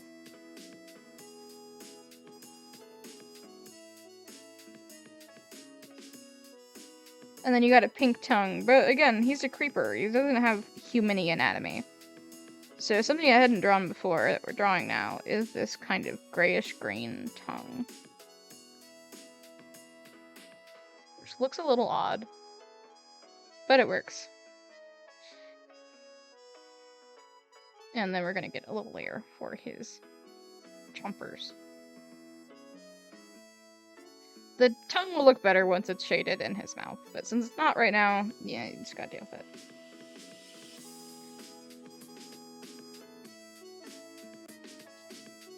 By the way, if I'm ever playing a song and it's just like a lo-fi song and you just cannot stand it for whatever reason, just let me know and I'll skip it.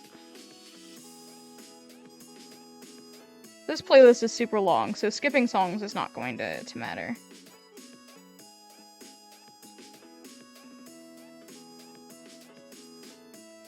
Got his nice green hair. So, I forgot this part right here.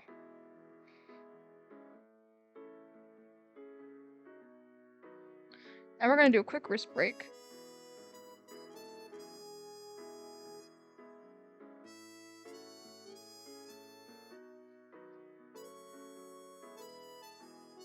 If you're being stupid and drawing the way that I'm drawing, which again, do not do it the way I'm doing it, make sure to give your wrist a break often. As often as you can. Otherwise, you're at risk of damaging your wrist, and you really do not want carpal tunnel, man. You don't. I've had to wear a wrist brace before, and it was miserable.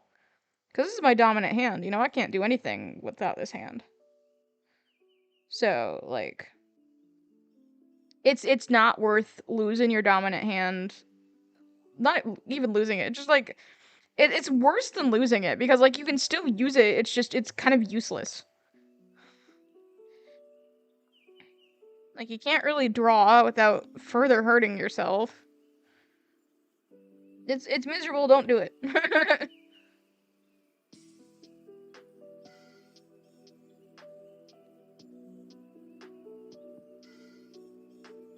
Slightly small.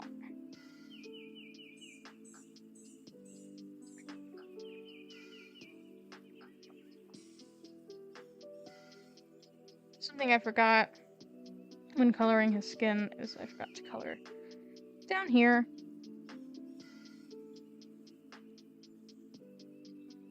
Okay. And now we're gonna work on how to color his armor. Okay. So first you want to get this. Now, I just remembered that he's going to have his netherite armor. So instead of having this gold armor, he's going to have this purpley armor. And because it's kind of difficult to see, we're going to make the background color a bit of a lighter gray. Just for ease of visibility. I don't normally change it because I can see it just fine, but I want you guys to be able to see exactly what I'm doing here. So netherite is more of a blackish purple, but I often make it this color of purple just so it's easier on the eyes, and sometimes do darker shading to make it closer to that darker purple. So netherite is shiny. It's a metal, it's shiny. Most metals are. So we're gonna go ahead and do our alpha lock thing again, and we're going to go with this more saturated purple for a shading. Now again, any light that is bouncing off of it is coming from down here. So most of our... Oh, did my pen just die? Hold on. It's fine if it did.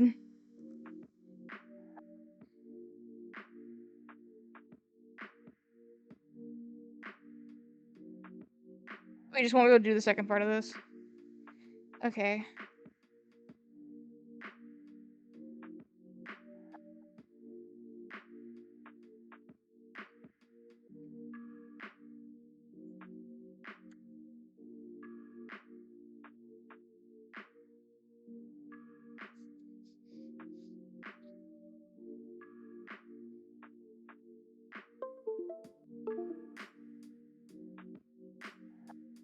I'm reconnecting it. Give it a second.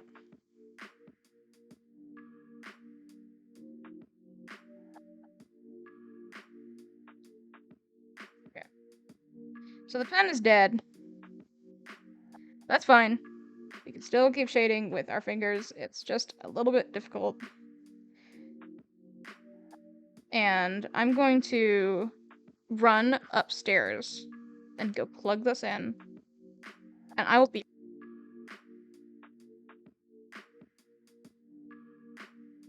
Hopefully by the end of this, we'll have our pen again. At least long enough to do the background.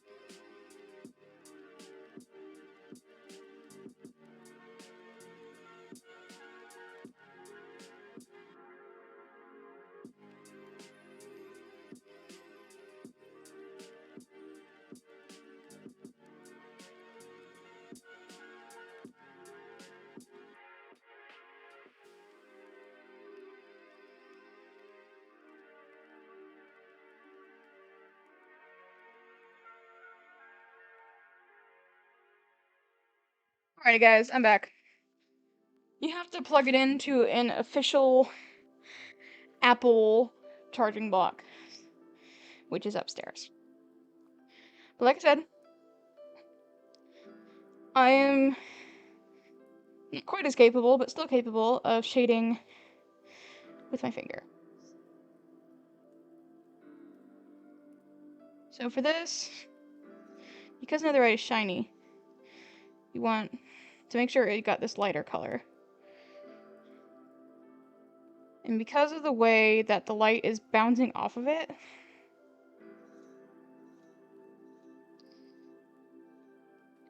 you want to make it kind of closer to the bottom, and then you're going to go ahead and do this.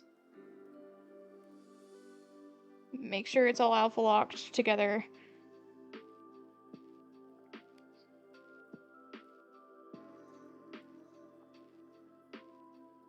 And now you've got that kind of shaded look. Also, I found food. Down snacks. I want these.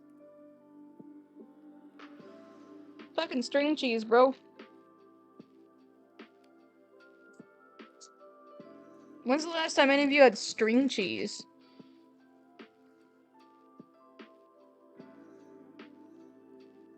It smells so good.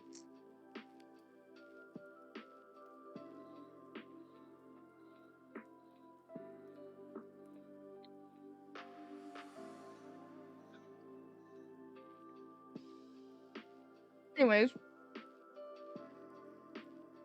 this is what our piece is looking like so far. It's looking really good. Oh, my back hurts. There's barely any redeems this stream. I mean, I got purple eyeshadow. I got the green lights, but like no one's done any redeems.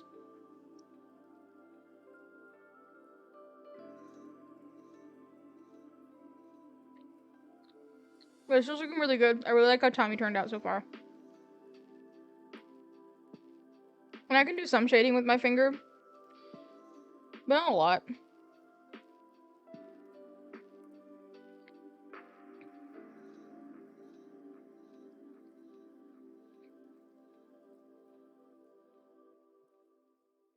I'm sorry guys, I'm so hungry. I have to eat on camera. I have to.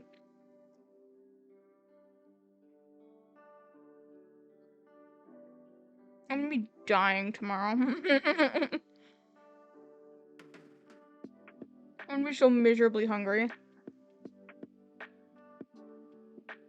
Whatever.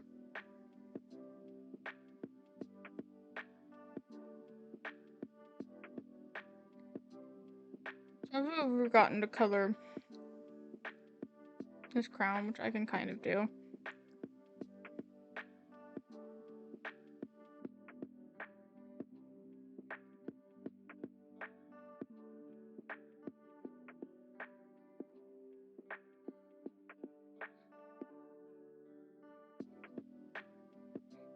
Anyone who draws with their fingers, like, props to you, because I just cannot do this shit.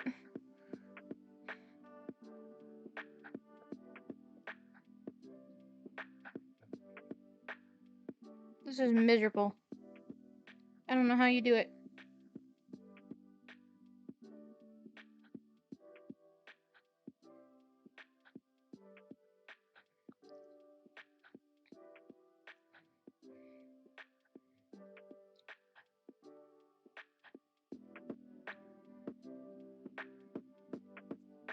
I don't really know what to do now. The pencil is probably going to take a little while to chart.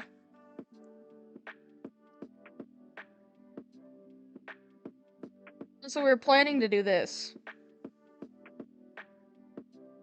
for like Minecraft YouTubers or whatever, like Dream SMP people. But now I don't know if I can.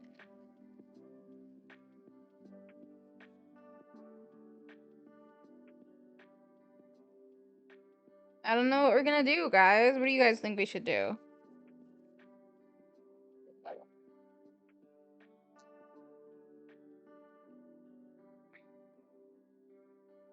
Guys have any ideas? I didn't really have a black backup plan.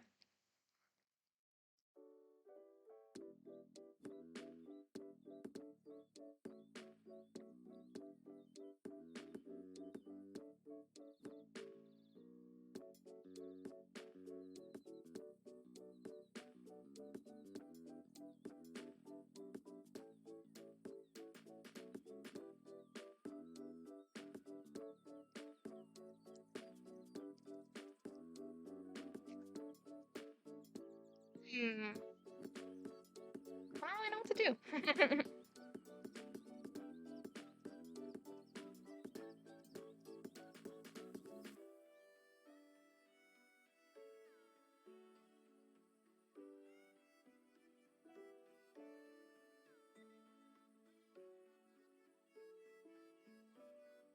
Hmm.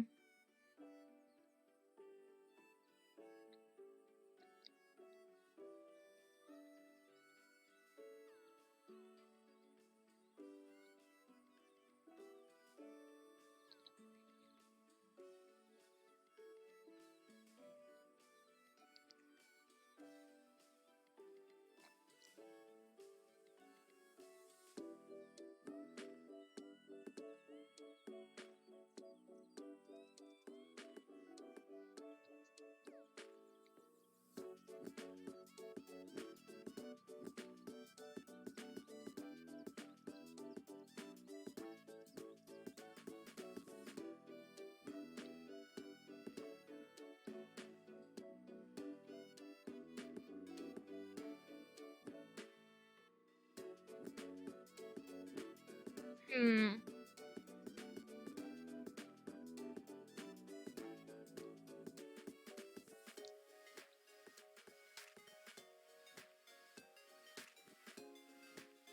You can just see some of the old art that I've done. Here's the original one in full.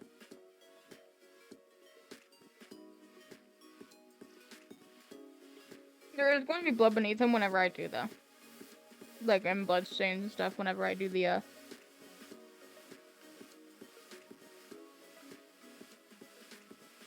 background. You know, I don't know if I'm going to use this for the background, this texture. I think it looks really good as obsidian, but I don't know.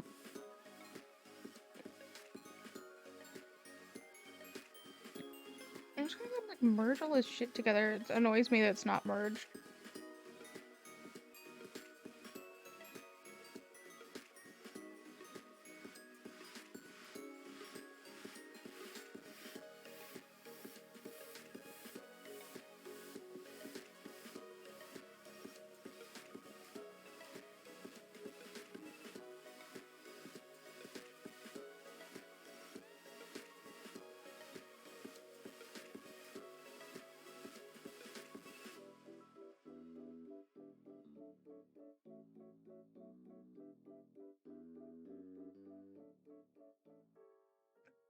And then here's actually the original drawing.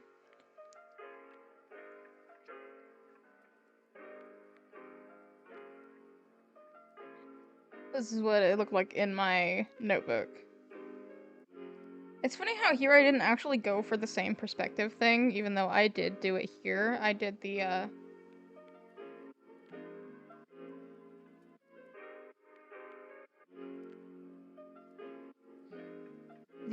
lines. It's really interesting. Anywho. Here's my big work in progress. I don't remember what all we got to last time. I feel like we stopped at Quackity. And since Quackity, I have done Carl. He looks pretty cool.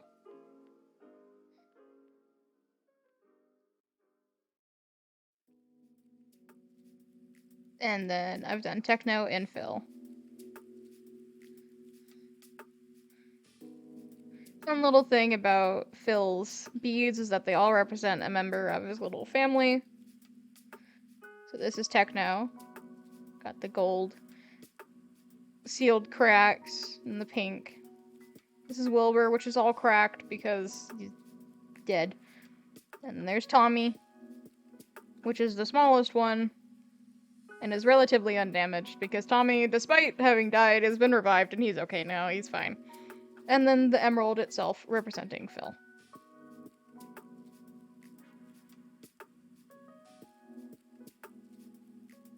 I also really like how I did the shoes. Those shoes are not easy to do.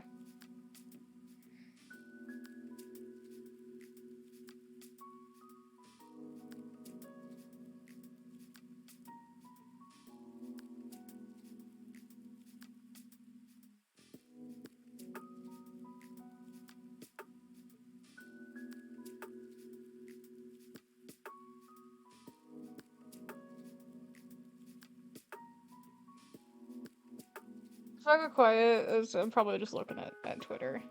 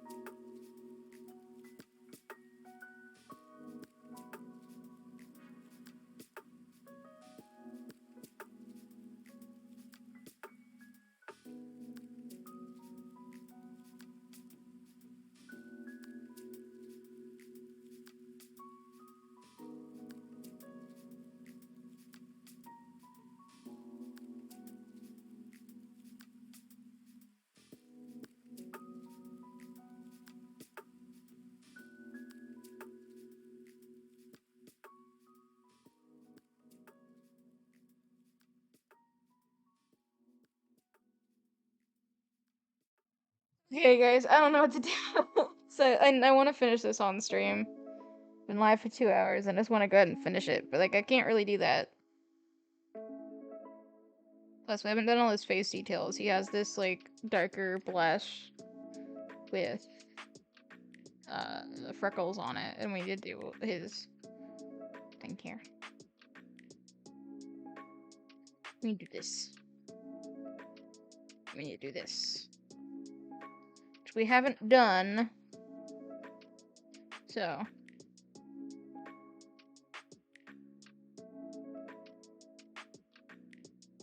How long the okay. How long do Apple pencils take to charge? 10 to 20 minutes.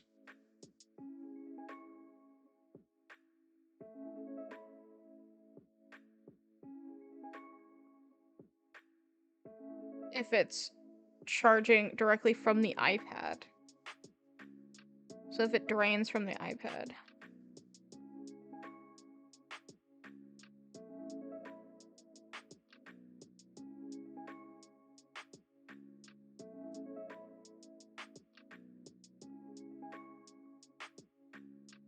Wait, there is a battery widget in the notification center iPad. Really?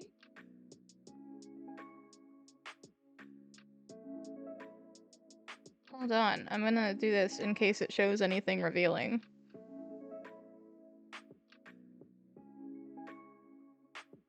I don't know how to add the battery widget. I don't know how to do that.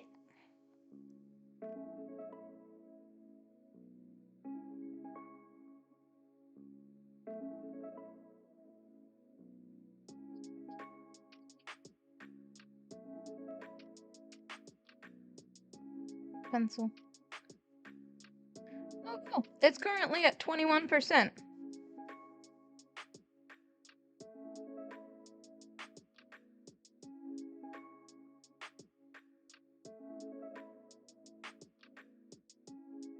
Can actually watch it charge in real time.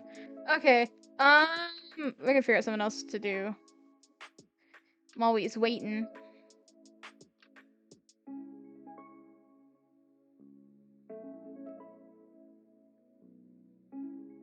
I don't know, guys. Give me ideas. Give me ideas.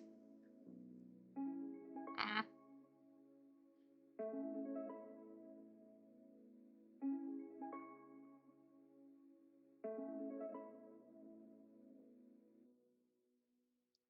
person's cool.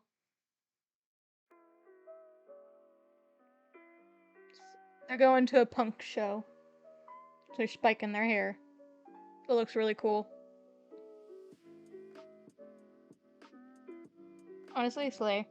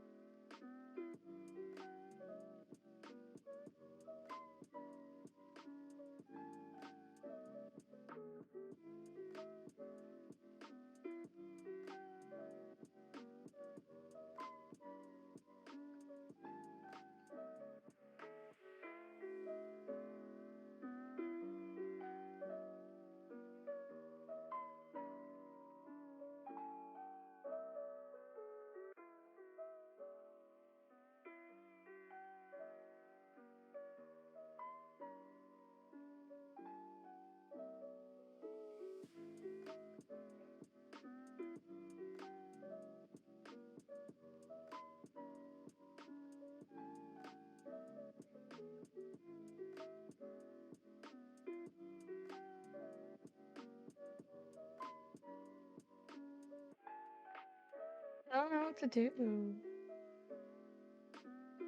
Should I go here while I watch it charge? Anyone want to do any chat redeems? Teleport redeems? Maybe? Possibly?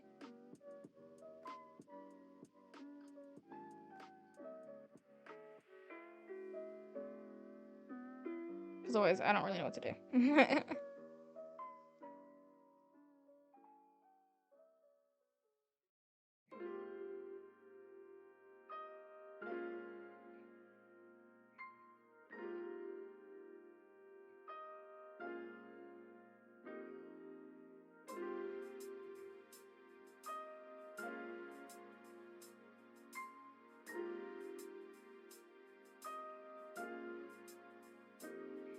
Okay. Let's see, it's at 29%. So, I'm gonna go run up and grab it, I think. I will return.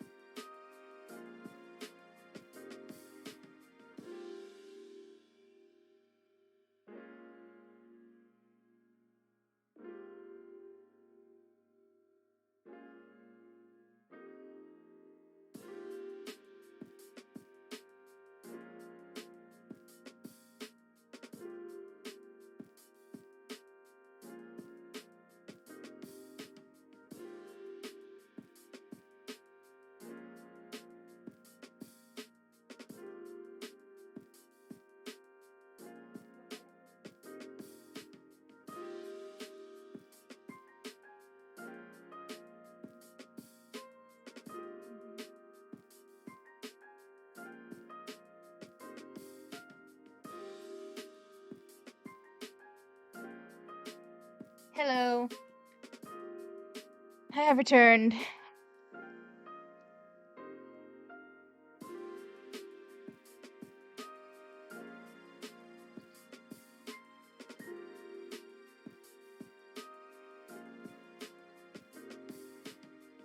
Should be able to continue.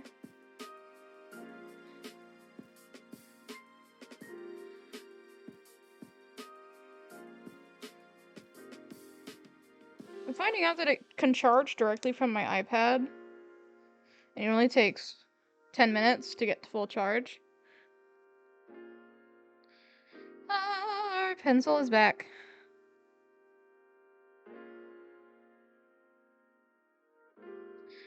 Okay. So now we can do this thing.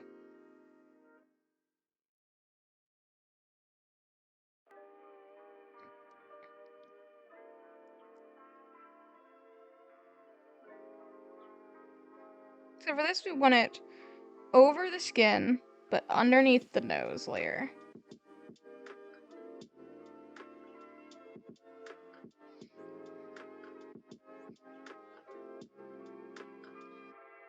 And you want to make sure that if it gets in the eyes or anything like that, you want to just do that. And we're going to do just a very slight blur. And then clipping mask to make sure that it stays on.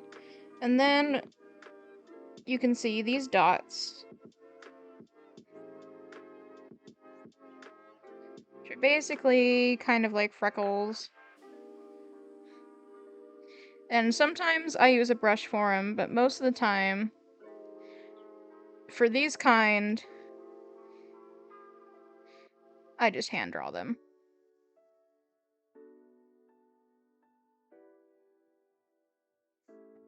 This music is making me sleepy. I realize the reason why I get so sleepy on the streams now is because of the music. Which isn't necessarily a bad thing, but you know. It's a little annoying. So now I'm gonna show you kind of how I do this effect down here. So we're just gonna kind of pick a spot here. We're gonna do part of it down here as well. So there's another color of green that we wanna pick and grab.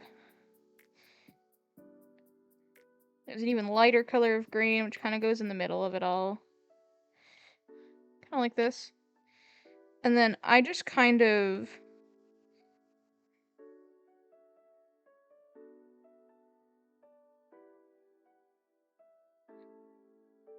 do this, and if it gets too indistinct,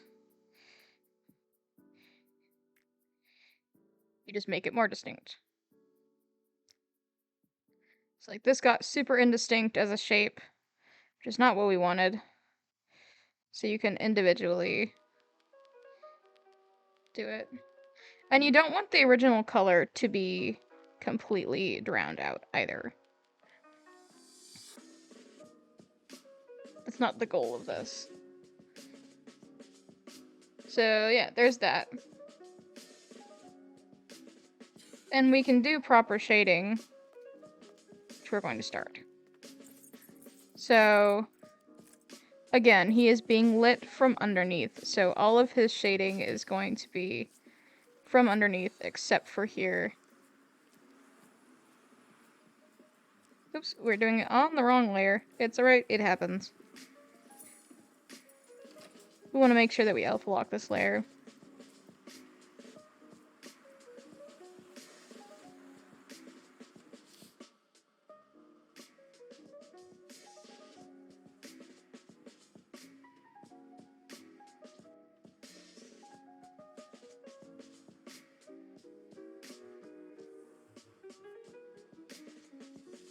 If you feel that for whatever reason your shading isn't dark enough, you can always just go back over it. Like, I feel like the shading I have just done is not dark enough. So I'm going back over it. And you can do it like this. And it somewhat shows up underneath. Now for these, I sometimes make them not quite as prominent. Turn the opacity down just a little bit. But for this, we actually want some shading on here because we want it to be noticeably darker. So because of how it's doing it, we're gonna do it like this. And then make it not quite as dark. And merge down. And merge down. We're gonna go ahead and merge that down as well. And this part does not need any shading. Now this, Pretty easy to shade.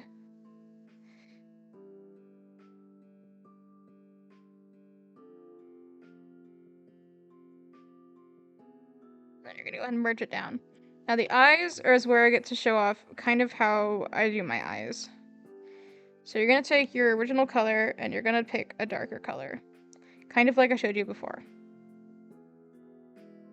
And you're gonna make this shape in the eye. Then you're going to take a lighter color, but not too light. Light enough that it shows up over both. And make these little rings, like this. You're gonna get this to appropriate. Remember to make sure it's alpha locked, and you're just gonna smudge it. Just a little bit, so that it all kind of blends together. You're gonna get an even lighter color, and you're gonna go to layer above. And in that little divot, you're going to make what is your pupil, because I make my pupils lighter. And then you're going to take an even darker color than your original color and go underneath and try and create a little ring around the outside. Now, if you're confident, you can do this all in one layer, but I do it just for ease. And then you merge them down, and then you do your little eye shines.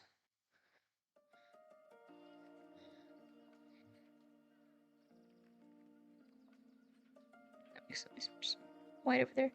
And then you merge it down. Alright.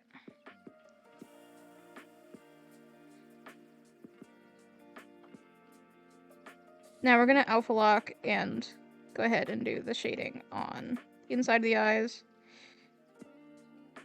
Which is pretty easy to do. So now something about his eyes is that they glow.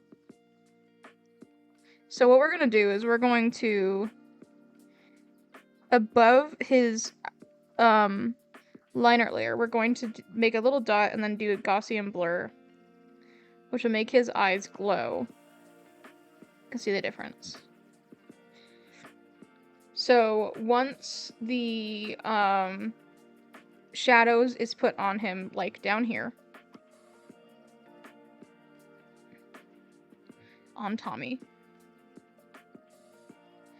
you get the glowing effect of his eyes. So it looks like his eyes are glowing, and we'll cut out the shadow on his eyes as well. So that's how that'll work. Let's see. Next up, we've got the inside of his mouth. Honestly, that part is probably fine, but we're gonna shade it anyways.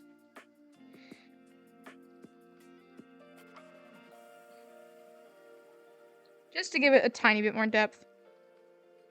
Now the tongue, I'm gonna show you how to shade the tongues. It's kind of hard to see on this particular one, but you can apply it to a bigger tongue. So you got this dark shading, and I usually do it first, and then I usually take... Oh, welcome! Thank you, Neuronix, is that how you say your name? And I usually take a lighter color like this, and then smudge it in to make it look like the shininess of the tongue. And if it doesn't turn out right, you can just undo it and try again. Or if you think, like, maybe the color is a little bit too light, you can obviously do it that way. And his teeth can't really be shaded in the way that they are, so. I'm gonna decide to join. Your art is very cool. It's currently 2 a.m., so I can't stay, but I hope you'll have a good stream. I will stay longer next time. Good luck. Thank you! Thank you for the follow. It really helps out a lot. Go sleep. Sleep good. Now we're gonna go ahead and do our hair shading, which is pretty simple. I usually do these little scribbly lines. And we're gonna take a lighter color.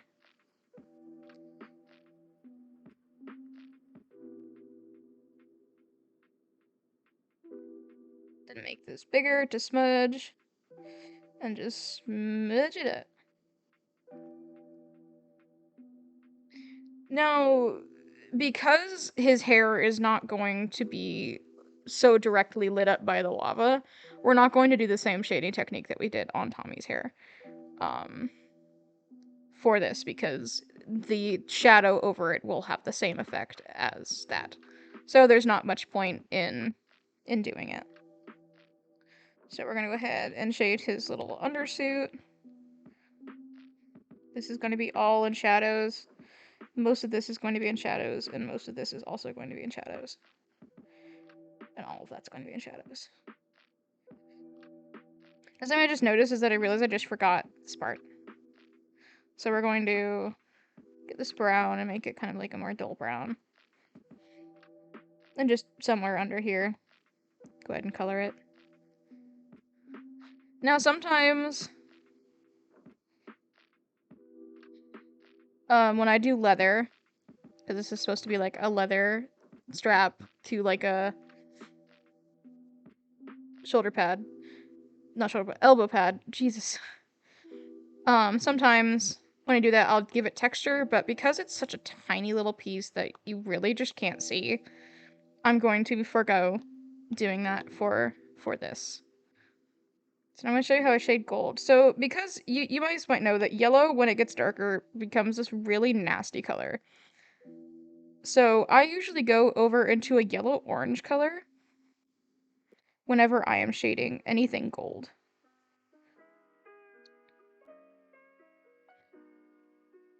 The same principle as we did with the armor, and you got it shaded. Now we're gonna go ahead and do his little gemstones.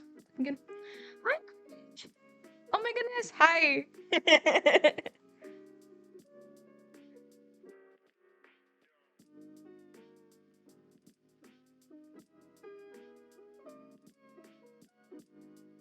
So we're just gonna go ahead and do the little gemstones on his crown. And then we'll merge them all together. Okay. So now that he is completely colored, we're gonna do the same thing that we did with Tommy. So we're gonna do duplicate and fill layer. Now it looks a little creepy, I know. So if we go back to what Tommy's layer is, it's about 70. So we're gonna go ahead and do the same thing with Sam. Now, obviously, he's not gonna be in complete darkness because the lava is lighting him up some. So some of his under arm here, some of his knee, and like the underside of his fingers. And we'll do like just a teensy tiny bit of this. I almost feel like his shadows are too dark, so I'm actually going to make them take a little bit lighter. Like this. And we're going to do the same thing we did with Tommy.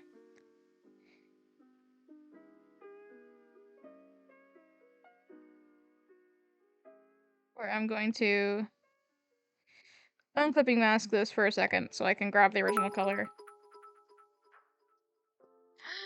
Thank you! You're so sweet! Oh my goodness.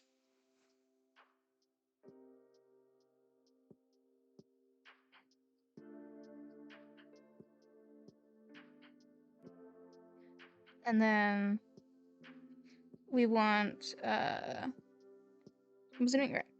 We want to go ahead and make sure this is like clipping masked to, here, let's do it like this because it would look bad otherwise. So we'll kind of do this because like some of his chin is slightly lit up. His knee is lit up. And this is lit up. So do what we did before and do our Gaussian blur.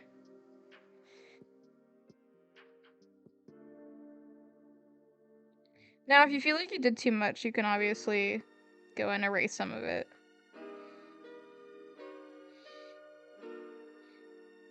So I feel like I did a little bit too much on his arm here. I didn't really do a good job with this, so I'm gonna redo it.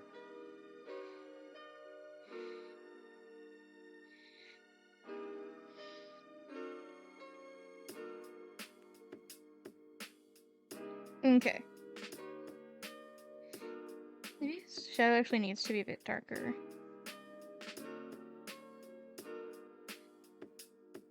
So now, if we make the background color kind of closer to what it's going to be, this is what they look like in the space. So,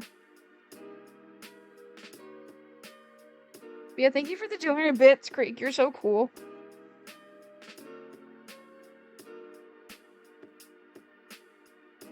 This is what they look like more in the environment. And we're gonna go ahead and change that back, because, yeah. We don't really need to do much for Sam's shadow, because he's kind of behind everything, and everywhere that his shadow would be visible is not visible. Now for the lava. The lavas I've been kind of dreading this whole time, because I'm just not very great at drawing those elemental bits. But we're gonna do our best. We're gonna attempt. So the lava is gonna be kind of like that shape, so we're gonna go ahead and make that shape back. And maybe have a few bits kind of popping up.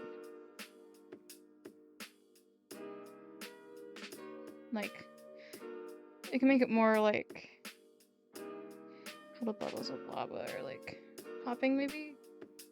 I don't know. I liked how it looked before. I liked the... No.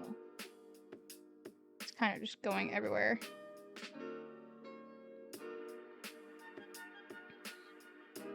Kind of like that. Okay.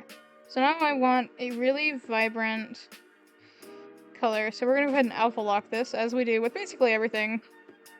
You know me by now. And the thing with Minecraft Lava is that it's kind of this, like, mix of yellows and oranges. So we're going to attempt this. And while we're alpha locked, we're going to Gaussian blur it together. And there we fucking go! We already got it. Look at that. That already looks like lava. That already looks like lava. We got it. We already did it. First try, baby! Woo-woo!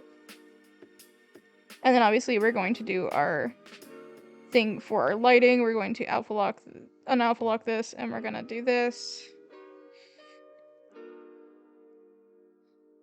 I'm going to raise it up a little bit. Smudge it.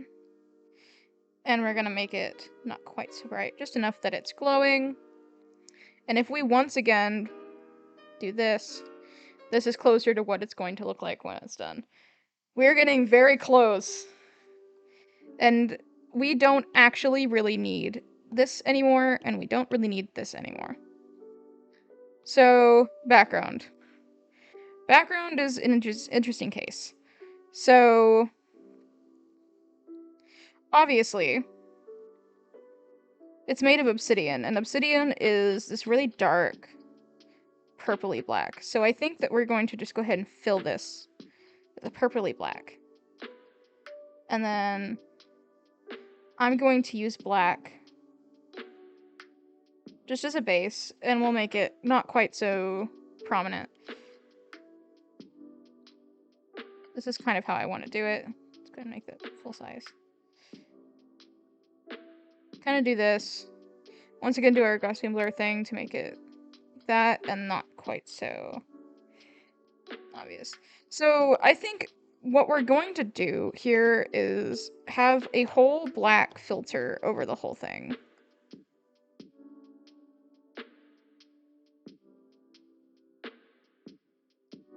Says the room is admittedly very dark. And I believe that... I don't remember exactly, but I believe that the glowstone was already punched out at this point. So there will really be no reason for there to be any other light in the cell. So I'm going to see if I can find...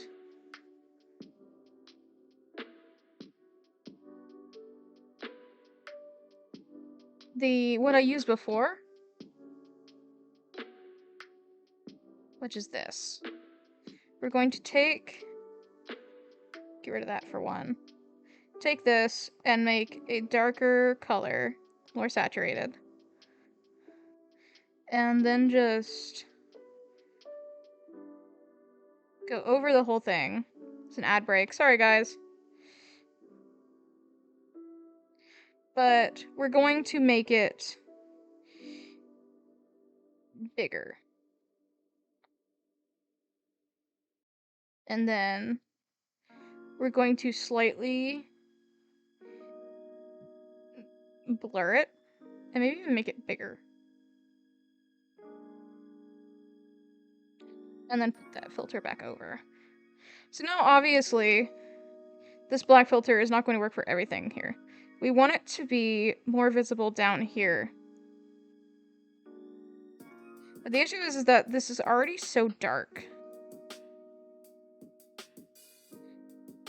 That's the kind of issue that we're facing now. The issue that I even faced before.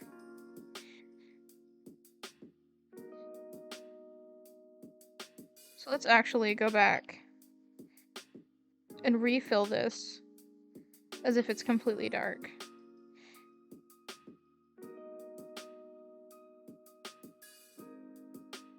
Maybe is it just not erasing anything? Oh, there we go.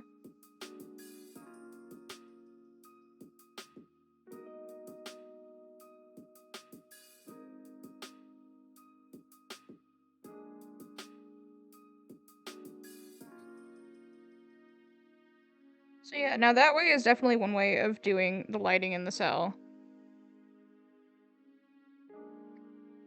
And having the texture on the obsidian, but I frankly do not like how that looks. I don't know about you, but I just don't think it looks very good. So we're going to do the very painstaking task of drawing it by hand.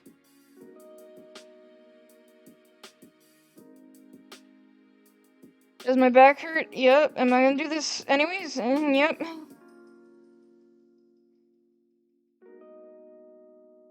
See, I want it to be like this. Basically the whole way. I don't want it to be super symmetrical either. Like, it needs to be, like, it's kind of like stones cobbled together.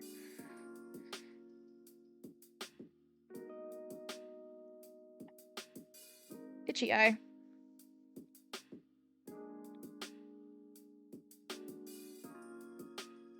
We'll see if this actually even looks any better. Because if it doesn't look better, I might just straight up get a picture of a Pandora's Vault and just take the obsidian. Let's go ahead and put this back. Do our slight glossy and blur. Yeah, no, I hate it. Okay. We're just gonna... whoop.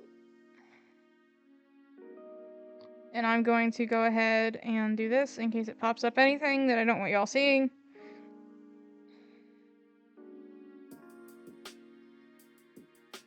And we're just going to take the obsidian texture from Minecraft.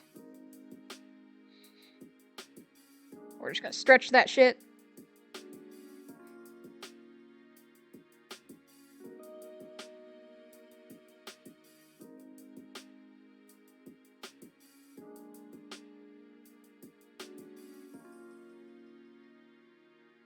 Okay.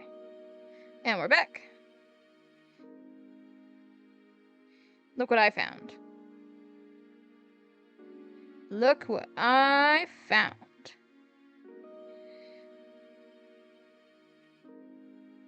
Now, obviously, the blocks aren't that big, so we're gonna do this and make it slightly like this so I can actually see where the line ends. And we're gonna go back to our hard brush for erasing. Fun fact about erasers that I just learned is that you can actually do lines for erasing.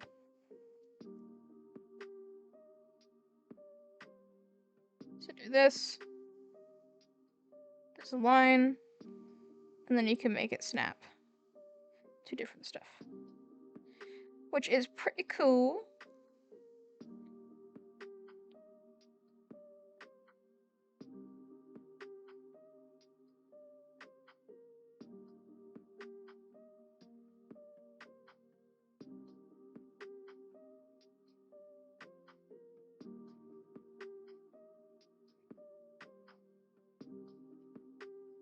I'm gonna turn off all this as well.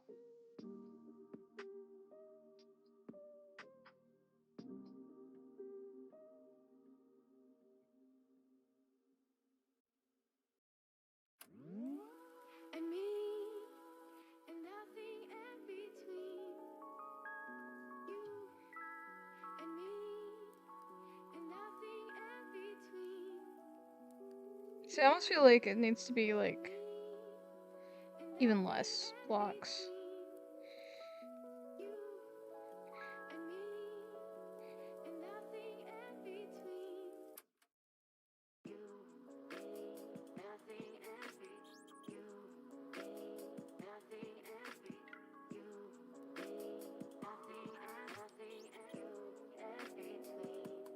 I'm gonna group these together so I can just remove them from the background when needed.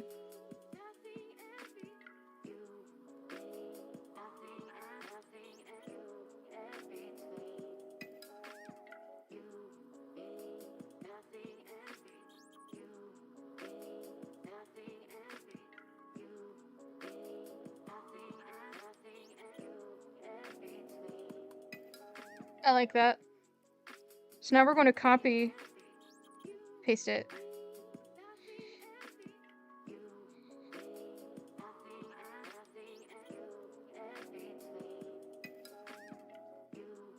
I don't know how to actually go about doing this. Hold on.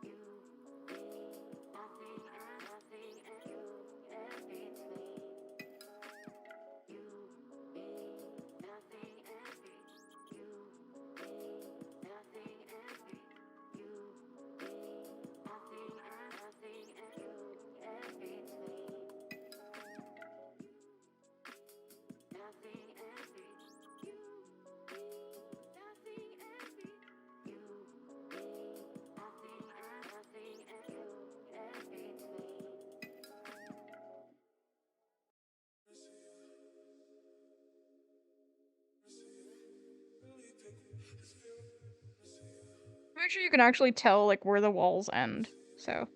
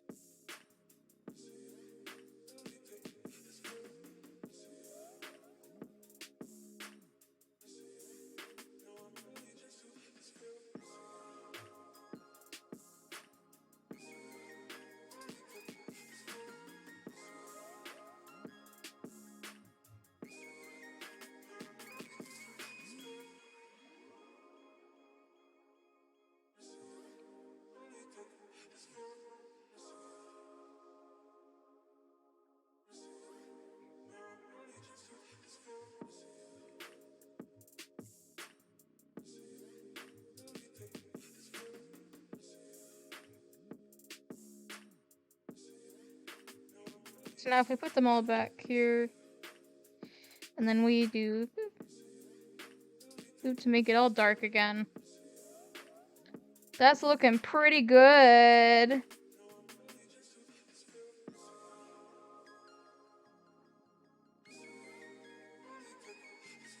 Something I actually want to do here is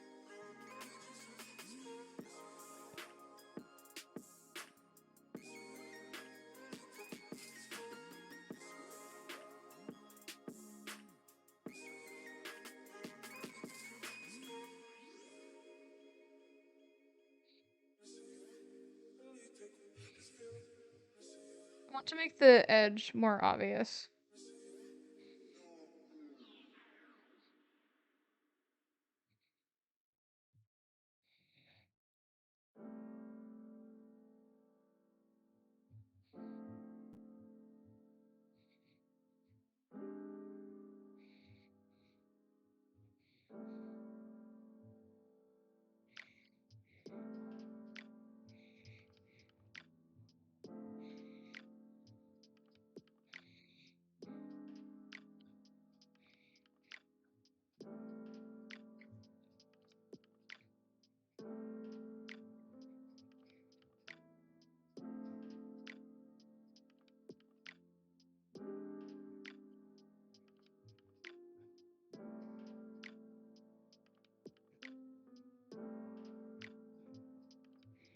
Hmm.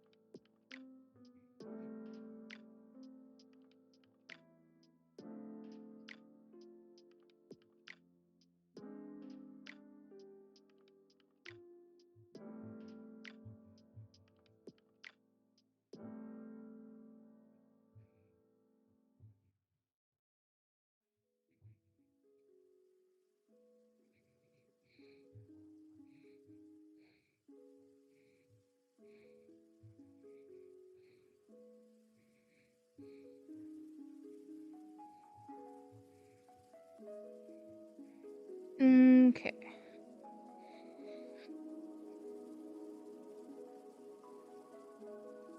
That's looking better.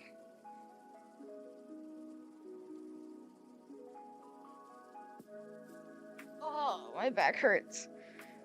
Ooh, that stretch made me dizzy.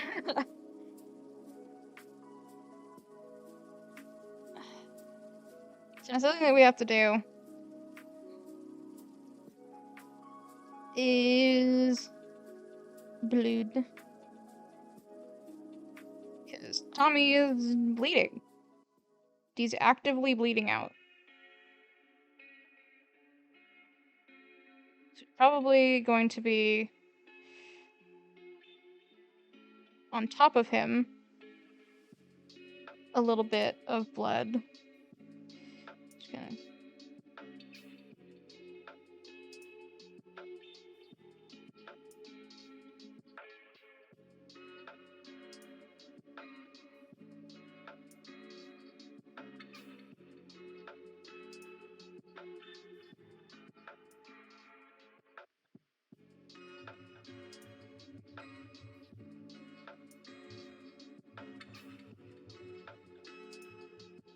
Just mean that he's kind of laying in a pool of his own blood. And we're just going to duplicate this and actually kind of drag it over to his arm.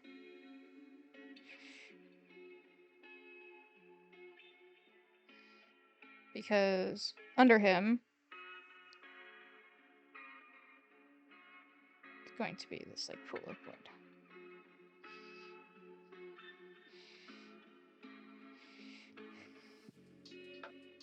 It's kind of getting dark and it's going to have lighter spots. Show that it's like shiny because it's blood.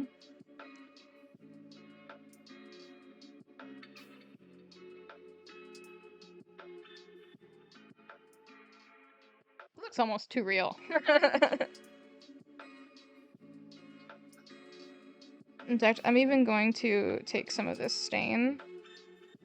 And we're going to drag it over to his shoe, except we're going to make it like full. Let's drag it over to his sock even. It's like on his sock. And then we're going to merge all those down together. And then there's another one I want this, except under his fingers.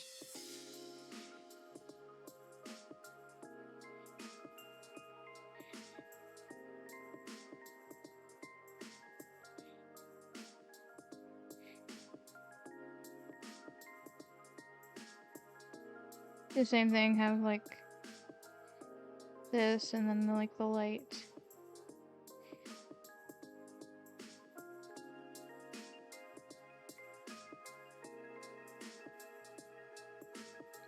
And then an alpha lock it and then do slight blur and make it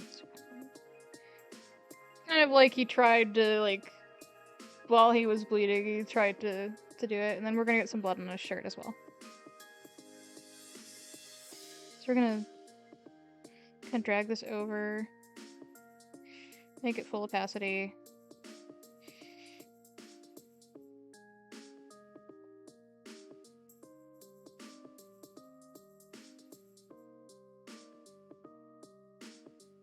So we're just gonna copy it over here. He's gonna have some blood on his shirt.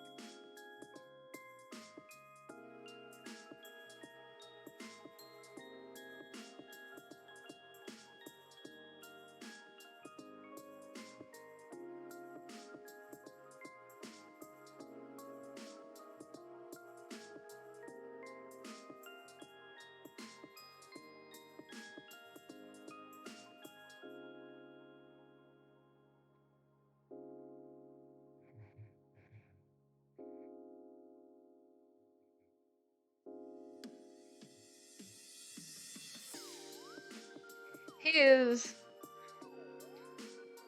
not doing great. Sam shadows. Too dark, you just can't see him against the background.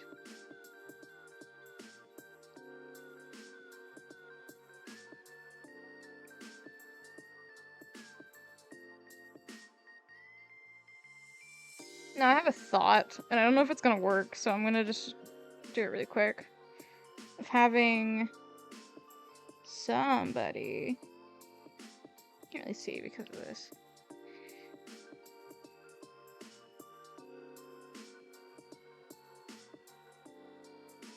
Basically like having the illusion of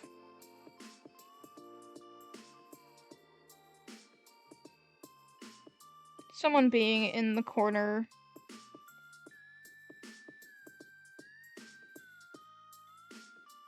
But the only thing you're going to be able to see of them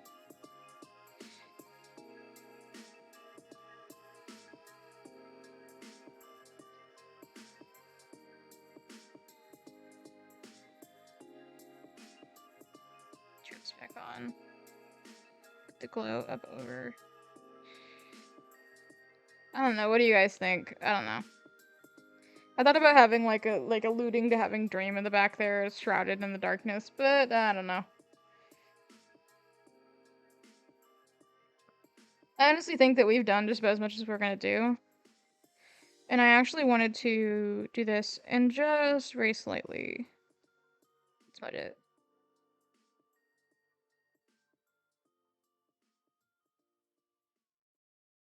Okay, well, I think we've actually got it. I don't know. I kind of want to redo Sam's shadow, though.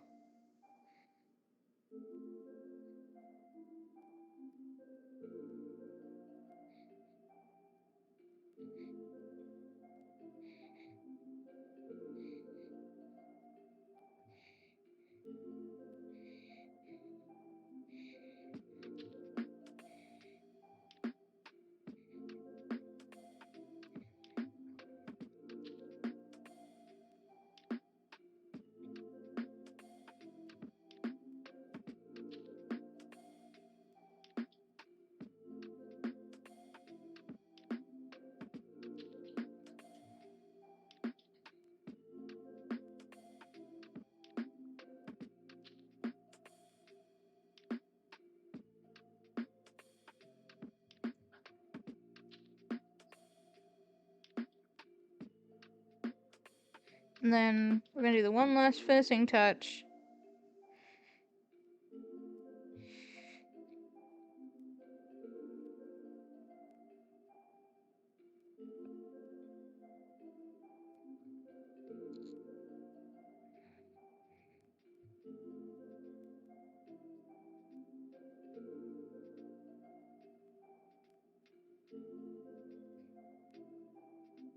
I'm gonna use the smaller brush to do the text.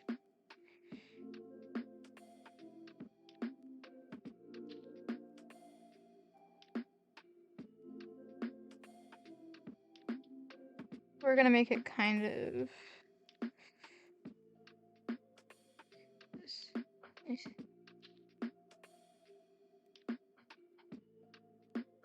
Alrighty. I think that we've done it.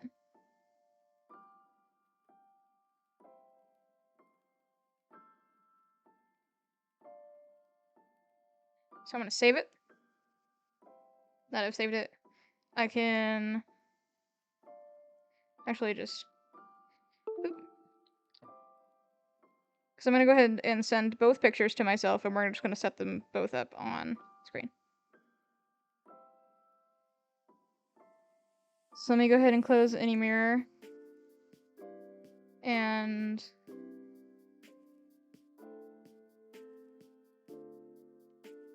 we're gonna show the finished product. Woohoo!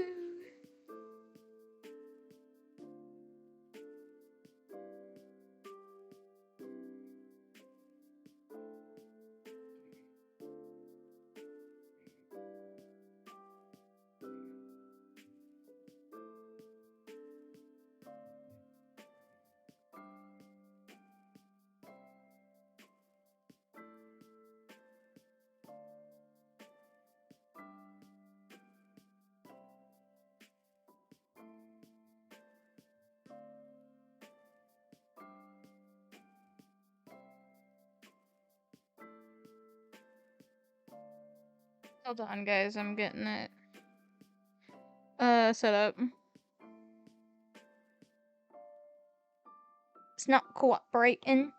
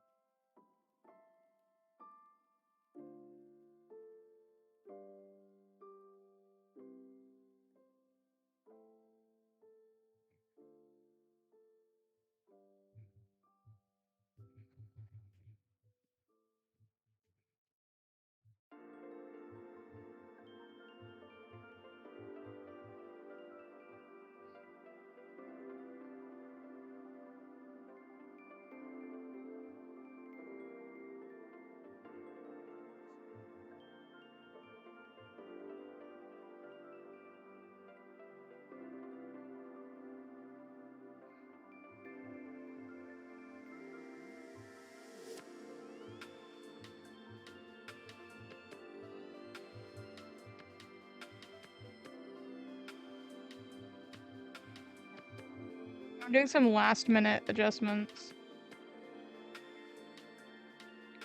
Because I forgot something.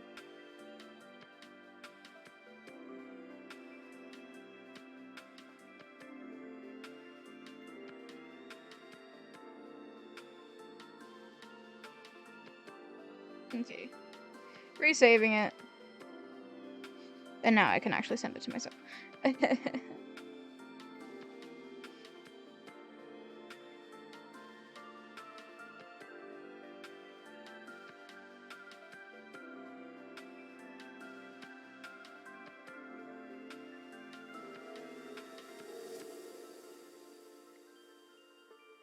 Okay.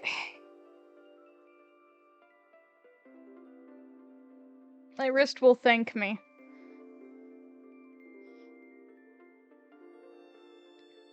Let's go ahead and save both of them.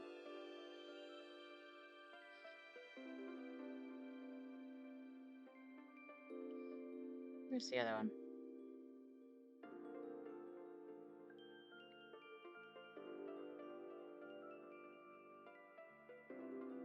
Where's the other one didn't send? Huh?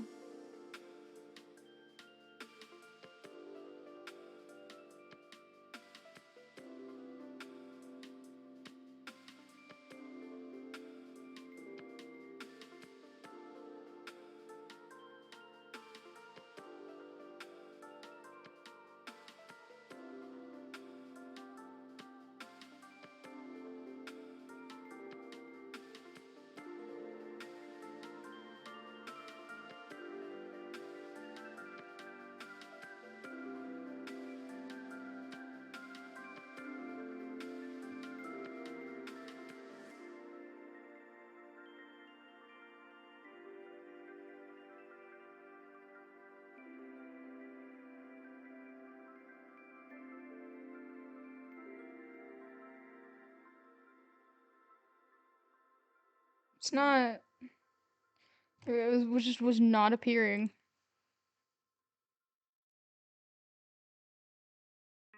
Does that mean it was in this one? It just wasn't appearing? Nope, it's just being dumb. Okay, whatever.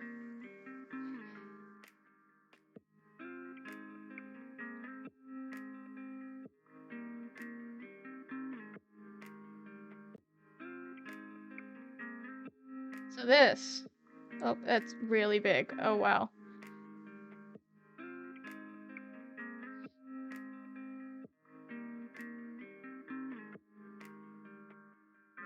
It's massive. So this is the original. Right here, okay? That's the original.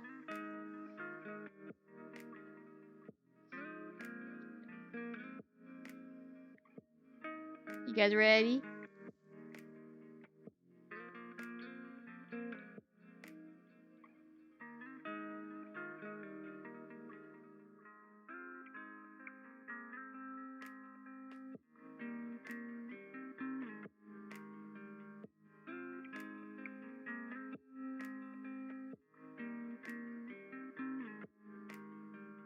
Ta-da! There's the new one! Look at that improvement! Holy shit, guys, it only took us 3 hours.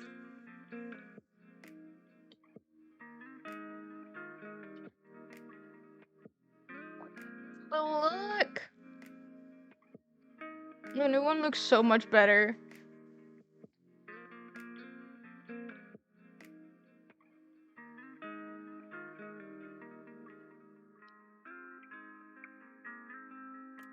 Probably could have put the blood a little bit closer to his head, but you know, whatever. It looks really good, and I'm proud of it. It turned out so good. This was one of my first, like, serious pieces that I did. And so that's why, like, I really wanted to remake it. Now, with all the knowledge I know, all the knowledge I have now of how to do art. So, we got them both now, and they look so good.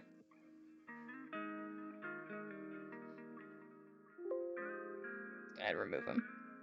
Anyways, the plan was to do the other thing, but we have just completely, like, we've gone over by quite a lot what I planned to actually do for this stream, but I didn't realize it would take so long to do this.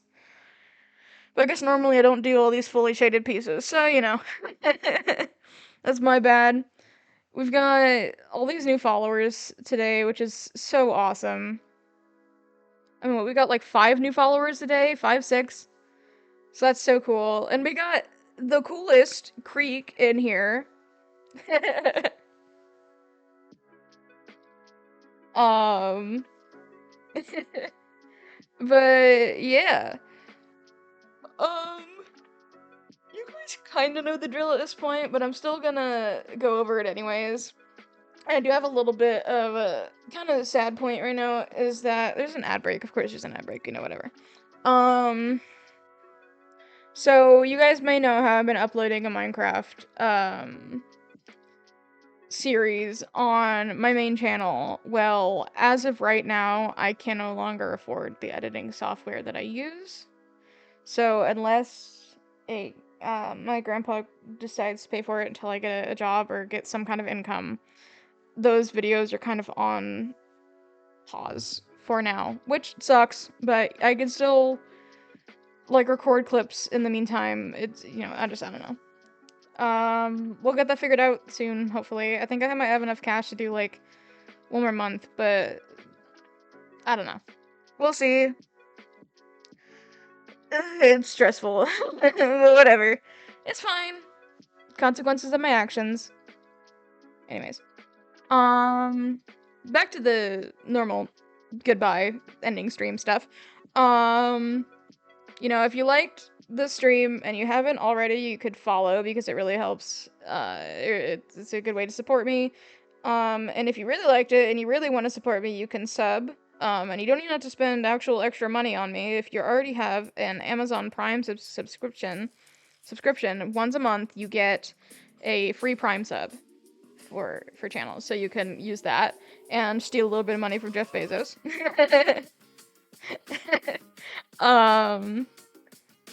You can also check out my other accounts. So I have 2 YouTube channels. I have a VODs channel, Citrus Crush VODs, where I usually try and upload everything the same week that I stream, but if I don't end up doing that for whatever reason, it's usually out the next week after that. And I have my main channel, like I said, where I've been uploading Minecraft Let's Plays, but those are on pause for now. But there are 4 videos to look at right now, so plus an extra VOD that I edited down of Portal 2, so you can go check that out. So that would be cool.